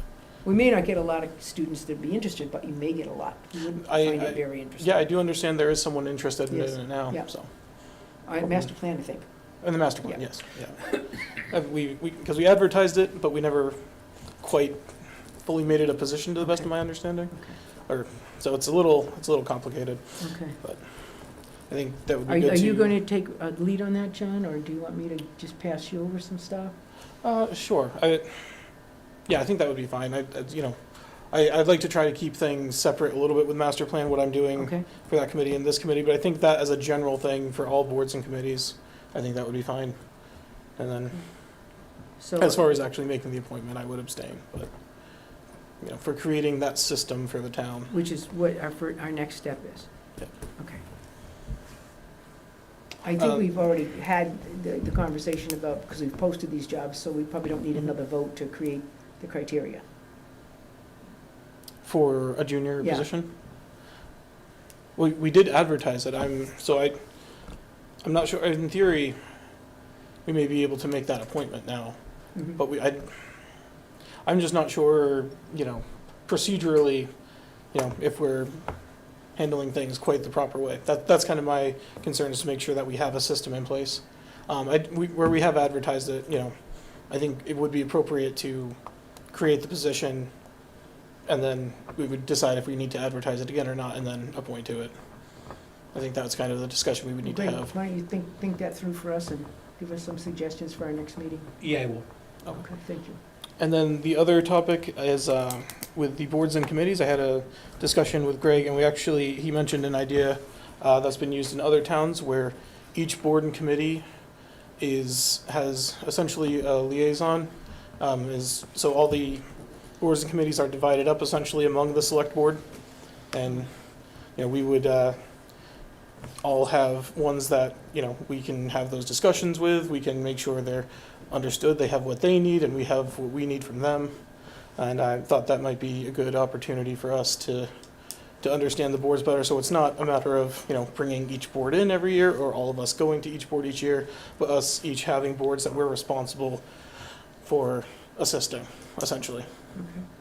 Okay. I think if there's interest in moving forward with that, each of us could, potentially give Greg just some idea of which boards we would be interested in being that person for, and he could put together a potential list for us to consider of who would do you think what. that creating such a liaison opportunity is something we should take action on Yeah, formally? it worked out pretty well in one of the communities I worked in, where when there was ever an issue of a reappointment or a new member, the board and committee, that board chairman or that board liaison was in touch with that board and committee and understood what the committee's needs were and recommendation was. It worked out well. Annually, the list was revised, so once the initial liaisons were assigned by the chairman, then annually they go through the list and revote it, depending upon what members were there and what their interests were, and divided the work up accordingly. It worked out pretty well. The only concern that I have is. And it was a 5-member board, by the way, the one I went. The only concern that I have is, I do not want to have people believe or think that we're in there to show up and say, oh, by the way, you should be doing this, this, and this. I'm, being a liaison would be attending a meeting, or perhaps being asked to attend a meeting where they would say, hey, we really need your help on this and this and this. Because the planning board is elected by the same people who elect me, and they should have the authority to sort of operate, and I should be there to help and assist if they choose to ask me to do so. I don't want to just crash into the meeting and say, hey, I'm the new liaison, how can I help you? I just want to make certain that, at least from my personal perspective, I do respect the people and their autonomy and their need to have that feeling of autonomy. That's why when they make recommendations for who should, fill a position, I hope we can have a very streamlined process for that, because I often feel that it's, they have a real good idea of who should be assisting them, and figuring out a way to make sure, we get a good group of people that may, if they're interested, can come forward and say, we're interested, and then the board would make some recommendations to us that we could act on. And this would give them a person on the select board to have that conversation with. I don't believe there's any, room for us to go in and direct how boards are acting unless they are in violation of, state or town bylaws. Then we can point that out. Even then, I don't think we have much authority to direct them, outside of whatever the standard would be for that. We're certainly not our place to tell them, Exactly. what they're doing is not our preference. And with the exception of boards, that are appointed by the selectmen, we have the opportunity to revise their intended purpose, but that's a little different from telling them how to operate. In that regard, one thing, if you don't mind. Yeah.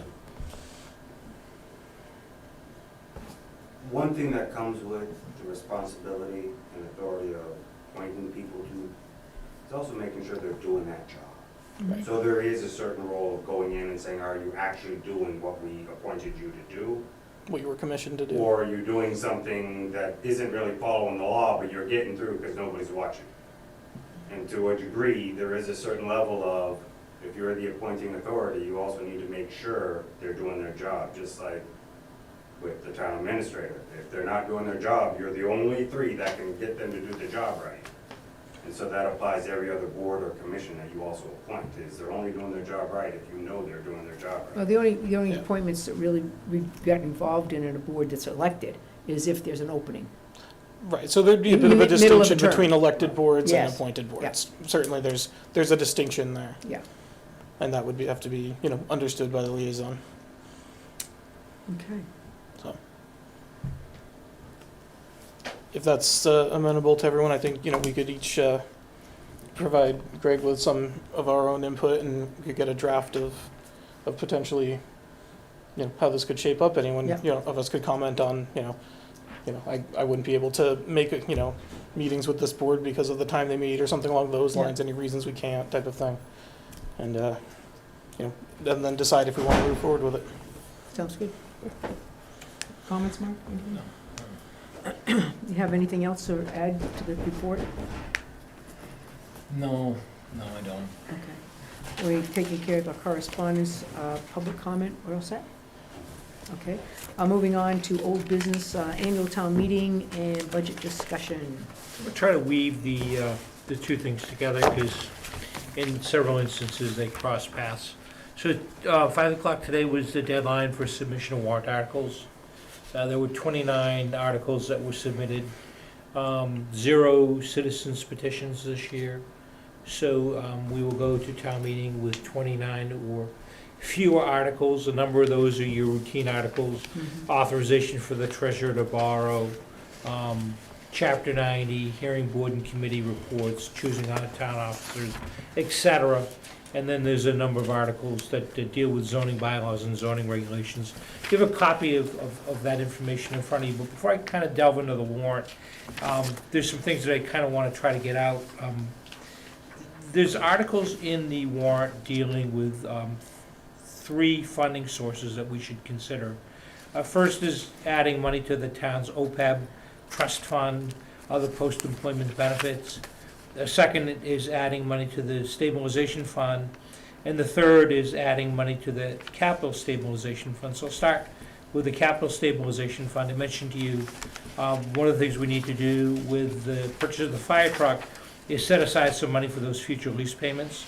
So what we need to do is add a substantial amount of money to the capital stabilization fund at the annual town meeting. There's an article there we can add money, and I would suggest that the source of funds of that be the free cash that we have available right now, that we use it, our free cash. We will be dividing up some of that for paying for our snow deficit.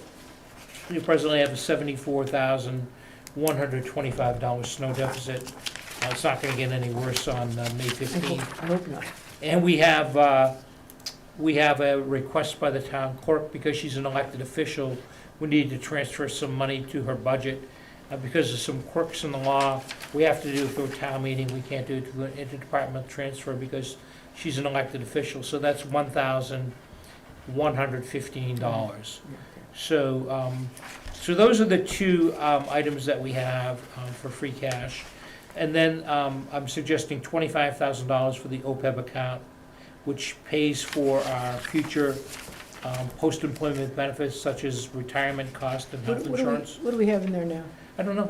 I knew you were going to ask that, and I don't. My expectation is nothing, because I not don't much. ever remember voting to put Not- anything not in. much. We but- had been putting almost 5,000 in a Yeah. year up until I left the board, Yeah, so I forget where, and then COVID hit. So my thought is 25,000, which is Yeah. a catch-up for Well, money it's that we not may really, not have it's put not in. really a catch-up. I mean, we need about, what, Hundreds of thousands of dollars to do catch-up on that. $25,000 to the Yeah. stabilization fund. That'll bring the stabilization fund up over 800,000, which I think is kind of a number that we want to shoot at, and I don't want to lose sight of the fact.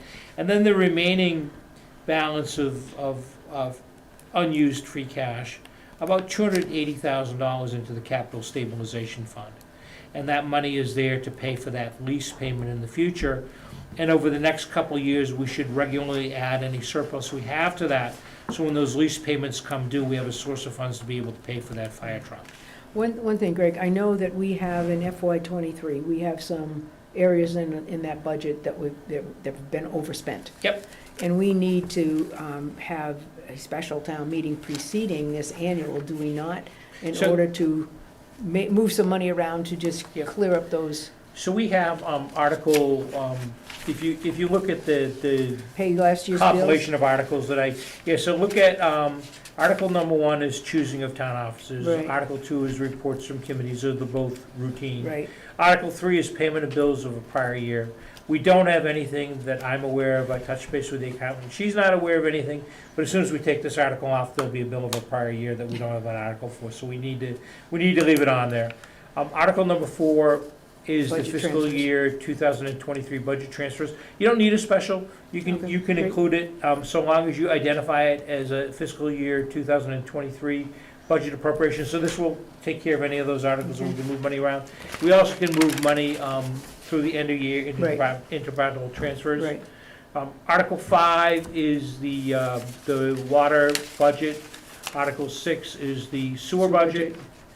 Article 7 is moving money from the ambulance receipts reserved account in the amount of $520,000 to fund the ambulance budget, and the amount, I put it in dark because I wasn't sure what it was, and then I went back into Jessica's notes and I found the number that was there and I inserted it in. Article number 8 is the omnibus municipal budget. Mhm, Article 9 is the omnibus school budget. mhm. Is there a reason those are 2 separate articles?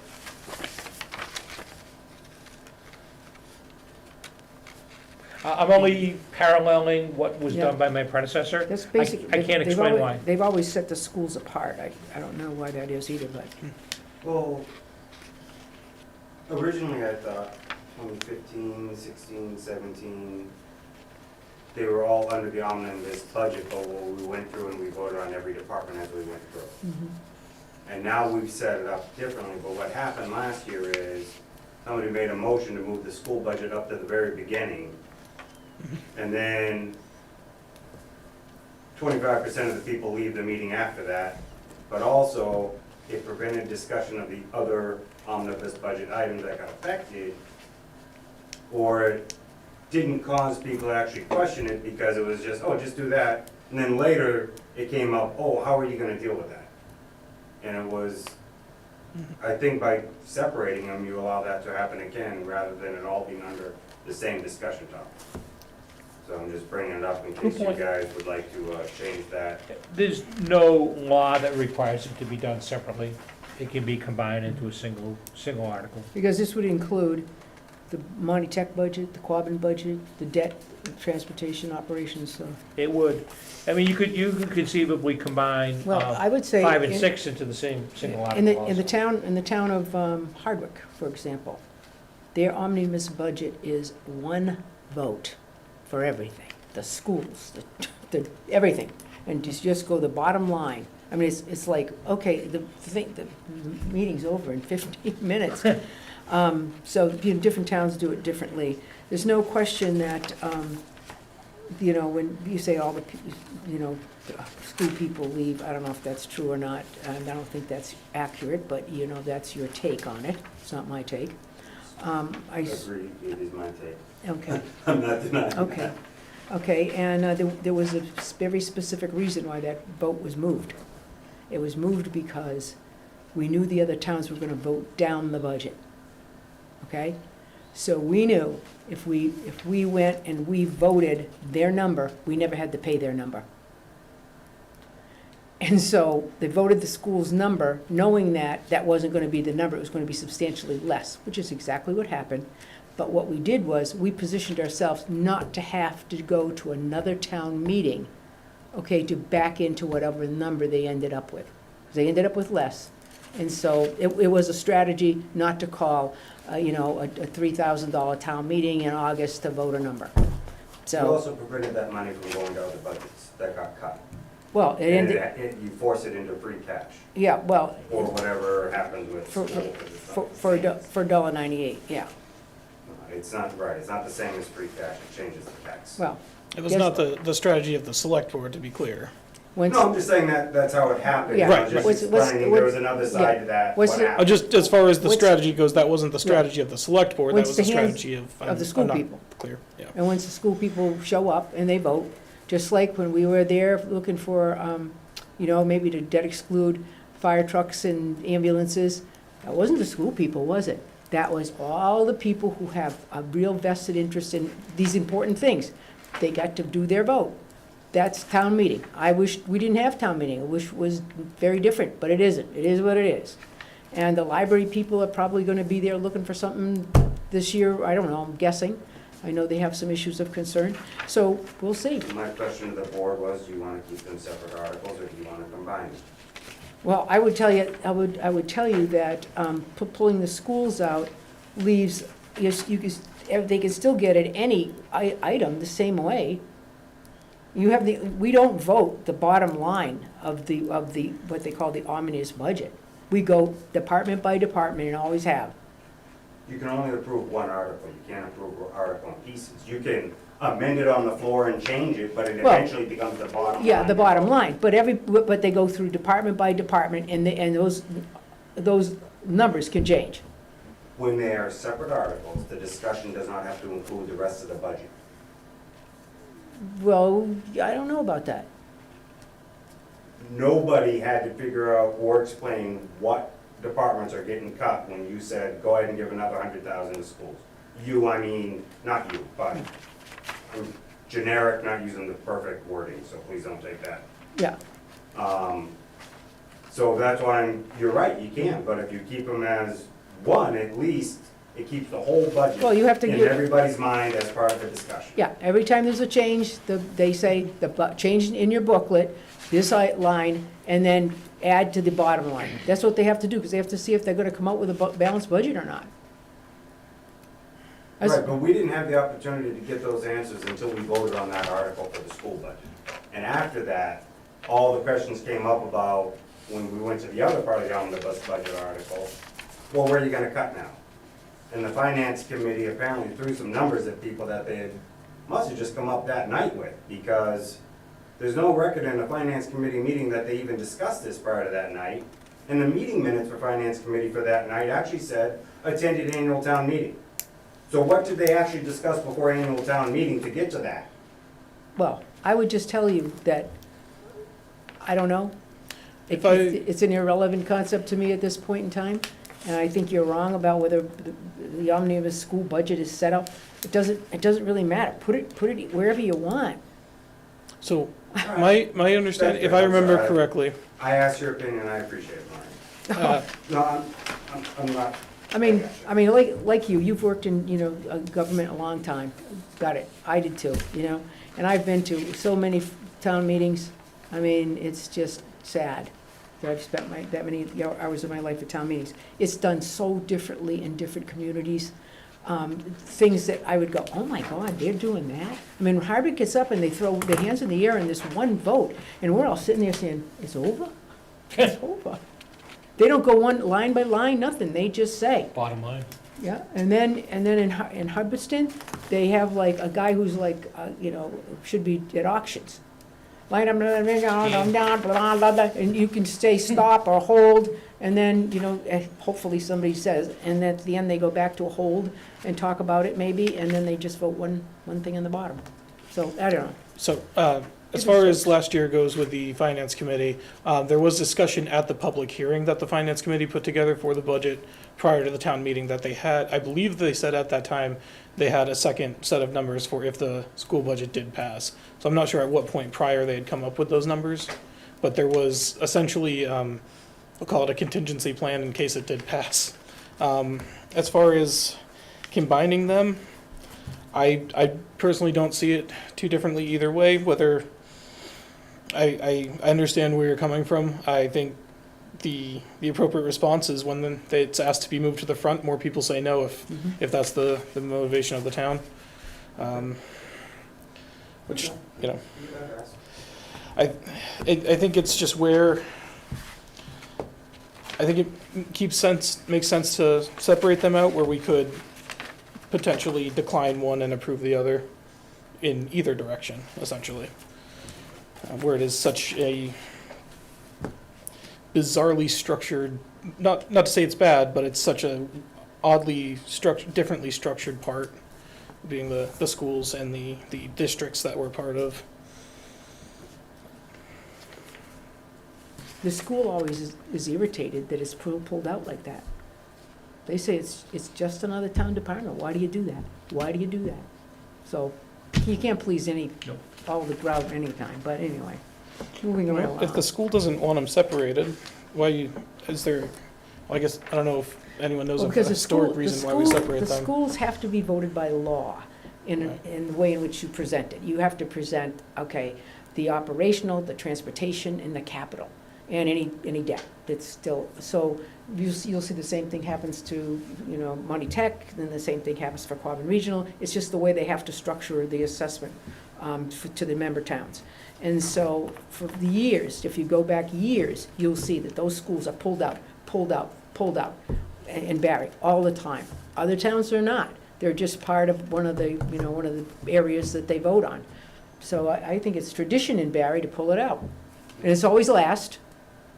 And I think if some people go, let's make it really last so those people have to stay here till the bitter end. I mean, because I've been at town meetings in Barre where they've asked to move all the schools to the 30th, their 30th article. So they'll, get the school people to stay there. Do some of them get up and leave? Probably. Many of them stay. It is just the way it is. Well, I guess my just one question is, if the schools want them combined, we're hearing from the public that there might be interest in combining them. Is there a reason to keep them separate? From my perspective, it made sense with how different they were. But if there's, people who are more knowledgeable on these articles than I am, that would say they'd be better combined, should we combine them? I would tell you that the reason it's all political, the reason the schools were pulled out was to, everybody, this is the biggest part of your budget, let's get at it. I understand I- historically, but we're here now, we can make this decision for this meeting. What's best for the town going forward, I guess is the I don't think it question. matters, it's 6 of one, half a dozen of the other. Schools are always gonna be a source of controversy and conversation because it's such a big number relative to anything else that's in the budget. And so I think there's always been the idea, let's talk about that. You know, they'll go through and they'll look at police salaries, and sometimes you'll get a question, but, you know, public safety, sometimes they pull it out, sometimes they don't. But schools have always been pulled out traditionally in the town of Barre, not so in the other towns, but that's the way it's done in Barre. I don't think it matters. I don't think it makes it easier or harder or different. It highlights one of the areas where we spend a good chunk of money. I think you said it's tradition. Yeah, It's what the With- board has wanted in the past. It's strictly your decision. Yeah. You can structure it any way you want, and I just follow the template that was Yeah. there from the Yeah. previous. And I'm happy to say, put it wherever.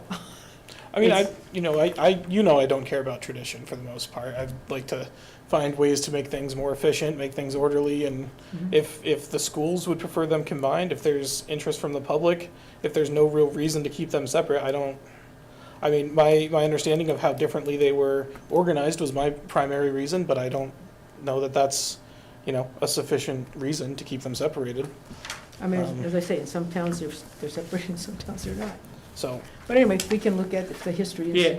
see. Can I go back to number 8, which is Sure. the municipal omnibus budget? Yep.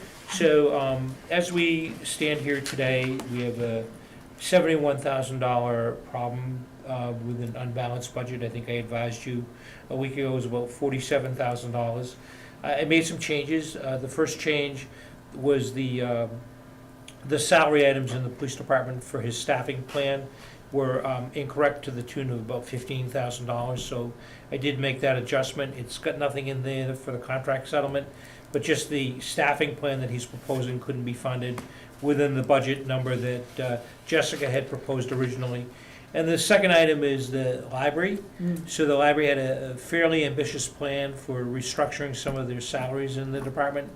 I did speak to the director and the chairman of the trustees today, and we'll add $8,632 to the budget, and that will be used for funding the cost of living and step increases that are due to employees, 2%, which is what every municipal employee is budgeted for. Plus, we have employees that are on steps, which were not in the original budget that was recommended. And most importantly, we have to meet what's called the minimum appropriation, or MAR, requirement, which is a number that's set by the Mass Library Commission, and we need to meet that number in order to remain accredited as a library. And so the $8,632 added to the library budget accomplishes that. And I think we'll make everybody happy. The other item that I do want to bring up on the budget is, I mentioned we have a $71,000 problem today. We also have in our budget a police cruiser. So for the first time in years, we're budgeting our police cruiser from within the budget. So it's a $72,000 hit. And the source of funding of that could be redirected to resolve in its entirety the $71,000 deficit. And you could fund the police cruiser from either free cash or from the stabilization fund and still get your cruiser and solve the budget problem with one simple decision. So I would suggest that we don't need to make a decision on that tonight, but that's a way to kind of get to having no budget The only problem concern at that I all. would have, because it's an annual, because every year they replace a cruiser, and that's every year. It's a structural deficit coming down our road. I mean, because the next year, we're gonna have to do the same with it, or somehow try to add it into that. You know, I don't expect FY '25 to be any easier than FY '23. It's just a coincidence to me that the numbers happen to be Yeah, almost perfect. identical. I didn't do any funny math. It's just I kind of added up 41,000 with the 15,000 and then $8,392 came out to about $71,000. And I looked at it and said, where can I find $71,000 in the budget? And there it was. And there was. So I did make the finance committee aware of that. I can again speak to them at their budget hearing. That's one of the ways of resolving the budget dilemma. still purchasing the cruiser, purchasing it from a different source of funds. Yeah, I'm just concerned because next year we're gonna have a cruiser in the budget as well. Yep. And if it was, you know, a capital item that we only bought one every 5 years, I'd say, great idea, but I just get nervous that, And so when people will look at it at town meeting, they'll jump up because they'll see that the police budget is going up by you know, a remarkable number and realize that that's the cruiser. $72,000. yeah, exactly, yeah. Well, I mean, that's where it belongs, so I, you know, commend you for putting it where it belongs, which is in their budget. So kind of getting back on track, Article 10 is a routine article Mhm. appropriating money for the PEG access for $25,000. Article 11 is authorization of various revolving funds and setting the dollar limit for those funds. Mhm. Article 12 is the town administrator bylaw. Mhm. Article 13 is funding the snow deficit. So there are two articles that are here. There's no reason why you have to have two articles. I've never seen two articles in the other communities. But you have one article, Article 13, which is to fund the overtime, part-time help. And then the second article is to resolve the deficit in the expense category. The total item, the total deficit again, Will 70. we be under, okay, snow removal, that would be under, okay, I'm with you. You could combine 12 and 13. Okay, There's no reason why it has to be done as two separate items. There's no law that requires it to take place. So if the board would prefer, I can give you one combined article. yeah, because, what, 13, 14? 13, 14? 13, 14 can be Okay. combined into a single Okay. article. If I'm correct, it still separates the definitions of Yeah, the costs and the services, right? Yeah. It's just right, one article. Right, and we can, It's still like two and we, line items in the article. exactly, that's exactly how we would do it. So we just specify the salaries and expenses, or wages and expenses. Article 15 is the annual authorization for Chapter 90, which is always a concern. It's not a concern from the perspective of the article, it's a concern that we get the accounting done by the end of Yes. the fiscal year, Yeah. which is something we need to kind of keep an eye on. Article 16 is a routine article authorizing the town treasurer to borrow money from time to time in anticipation of revenue.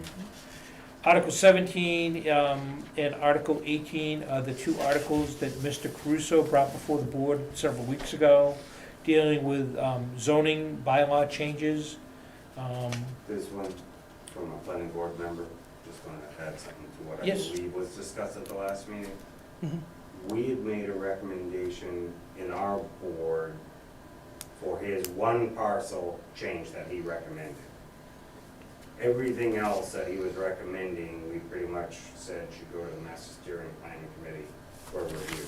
mhm, We all were in our own personal agreement with the idea of kind of taking from his parcel and working towards the high school to become a new R20 section, just because it'd be nice to have your population density within walking distance of the high school. mhm. But, And the post office and, yeah. right, but that would be, you know, a bigger picture, again, back to the Master Steering Committee, we thought, so. I'm not sure if that's exactly how it was presented at the meeting, it seemed like it was a little, maybe just worded differently, so it might have been thought differently, what the planning board Well, had said about that. we didn't get much information at all from the planning board that there was much well, anything. I Well, believe the what was brought process- before us was for just one parcel, is that correct? Yep. It was just for one parcel, One parcel is for here. for Article 18, That's correct. not all the way down to the high school. Okay. There was the other second bylaws item, he had yeah. brought up about changing things based on sewer water being in front of it, that was presented to you, right? That's Yes, here. that, He talked there are about. two articles in here. Yeah, he talked about that for that one parcel, that they would be, you know, from Stetson Road, they would bring across the way, the water and the sewer. Right, but 17 would amend it for all parcels, so it would, Right, that's what I mean, those Yeah. other ones, Two were the family- ones we said should go to the master plan I steering believe he said committee, originally not- he had 4 and he only brought 2 of them to us, so I'm not entirely sure what other things were there versus what was brought here. Some of that came I mean- into just not knowing the bigger effect of that. Mhm. When you start adding that in, you have other effects on your zoning bylaws that you don't see coming until all of a sudden there's water sewer. Mhm. And you pretty much just change the whole dynamic of that neighborhood. Mhm. Yeah. without going through a zoning change per Mhm. se. Yeah, Mhm. And so we had questions and concerns about that. I Now- think that now- required a little more thorough will, thought. will you guys be doing a public hearing on these? My understanding is, he came to us, we said we had to send it to, he had to come to you, so you guys would then request us to do an official review of his request. I believe that once he passes it over to Mary Ann, she's gonna start setting up those public hearings And I've done for that. that purpose. Okay, And that process is underway. Okay, and then I think, I don't even recall, we don't officially even have to respond, but we're going to. I hope But, so, yeah. You know what I Okay, mean? I do. But apparently, we can just ignore it, but we're not. Okay. So there is plans to have a public hearing about those from the I planning don't board? wanna overcommit. I know Yeah. that we are talking about it, but I don't wanna Okay. make a mistake and say we're doing public hearings and then go Yeah. back and say, They're not, that's not what we're doing. And I was like, well, I opened my mouth too soon. okay. 'Cause I understand that, yep. Well, I would suspect there'll be questions of you guys around, about this, and we'll be looking, obviously, they'll be looking for a recommendation, I would suspect, from the planning board on the floor. Somebody's gonna ask, so I hope you guys will be ready. So, there you go. I'm following you. Yeah, I'm well- not necessarily in disagreement. Because I don't, You just don't want to speak out of turn. yeah, Pretty much. Yeah. You know, I have get my you. opinions, but I don't Yeah. want to start presenting it as if I'm speaking for the board, because that's Got it. unfair to them. Yep. okay. Article 18, 19. So 19 and 20 are planning board articles. The first is providing for an open space development bylaw. The second one is providing for rural siting principles. The language on both is pending, I don't have it, but I have the basics of the article, which is suitable for the purposes of the warrant.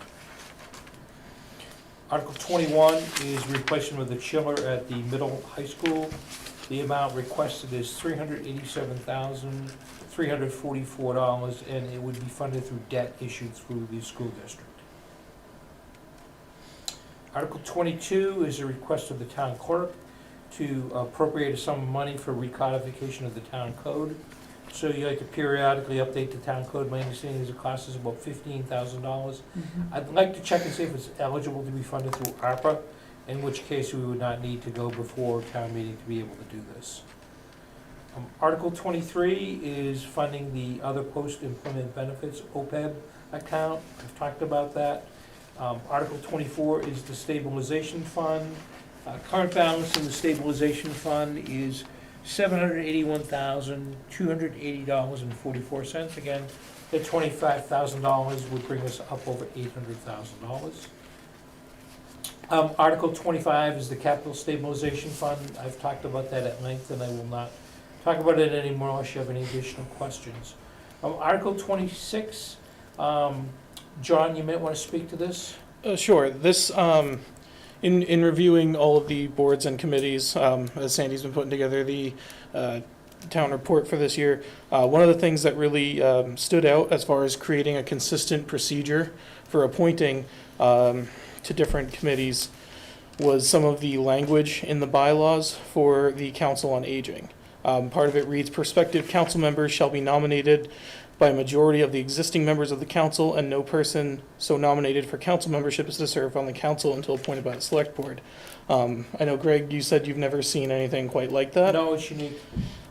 So to make this consistent with all the other boards and committees, so we can have that consistent procedure, we would seek to remove that and instead insert council members shall be appointed by the select board to simplify the process and to bring it, so it's not a different ballgame for each different committee. John, I think it actually works well with your having a liaison. It encourages there to be Yeah. more communication between the Board of Selectmen and the council, which is a good thing. So long-term, creating these processes and procedures for all of these, but this is one item that is in the town bylaws, so it would need to be changed at town meeting. Article 27 is a request by the Council on Aging to merge the Barre and Hardwick Councils on Aging into a single board, which would be comprised of 4 members from Barre and 3 members from the town of Hardwick.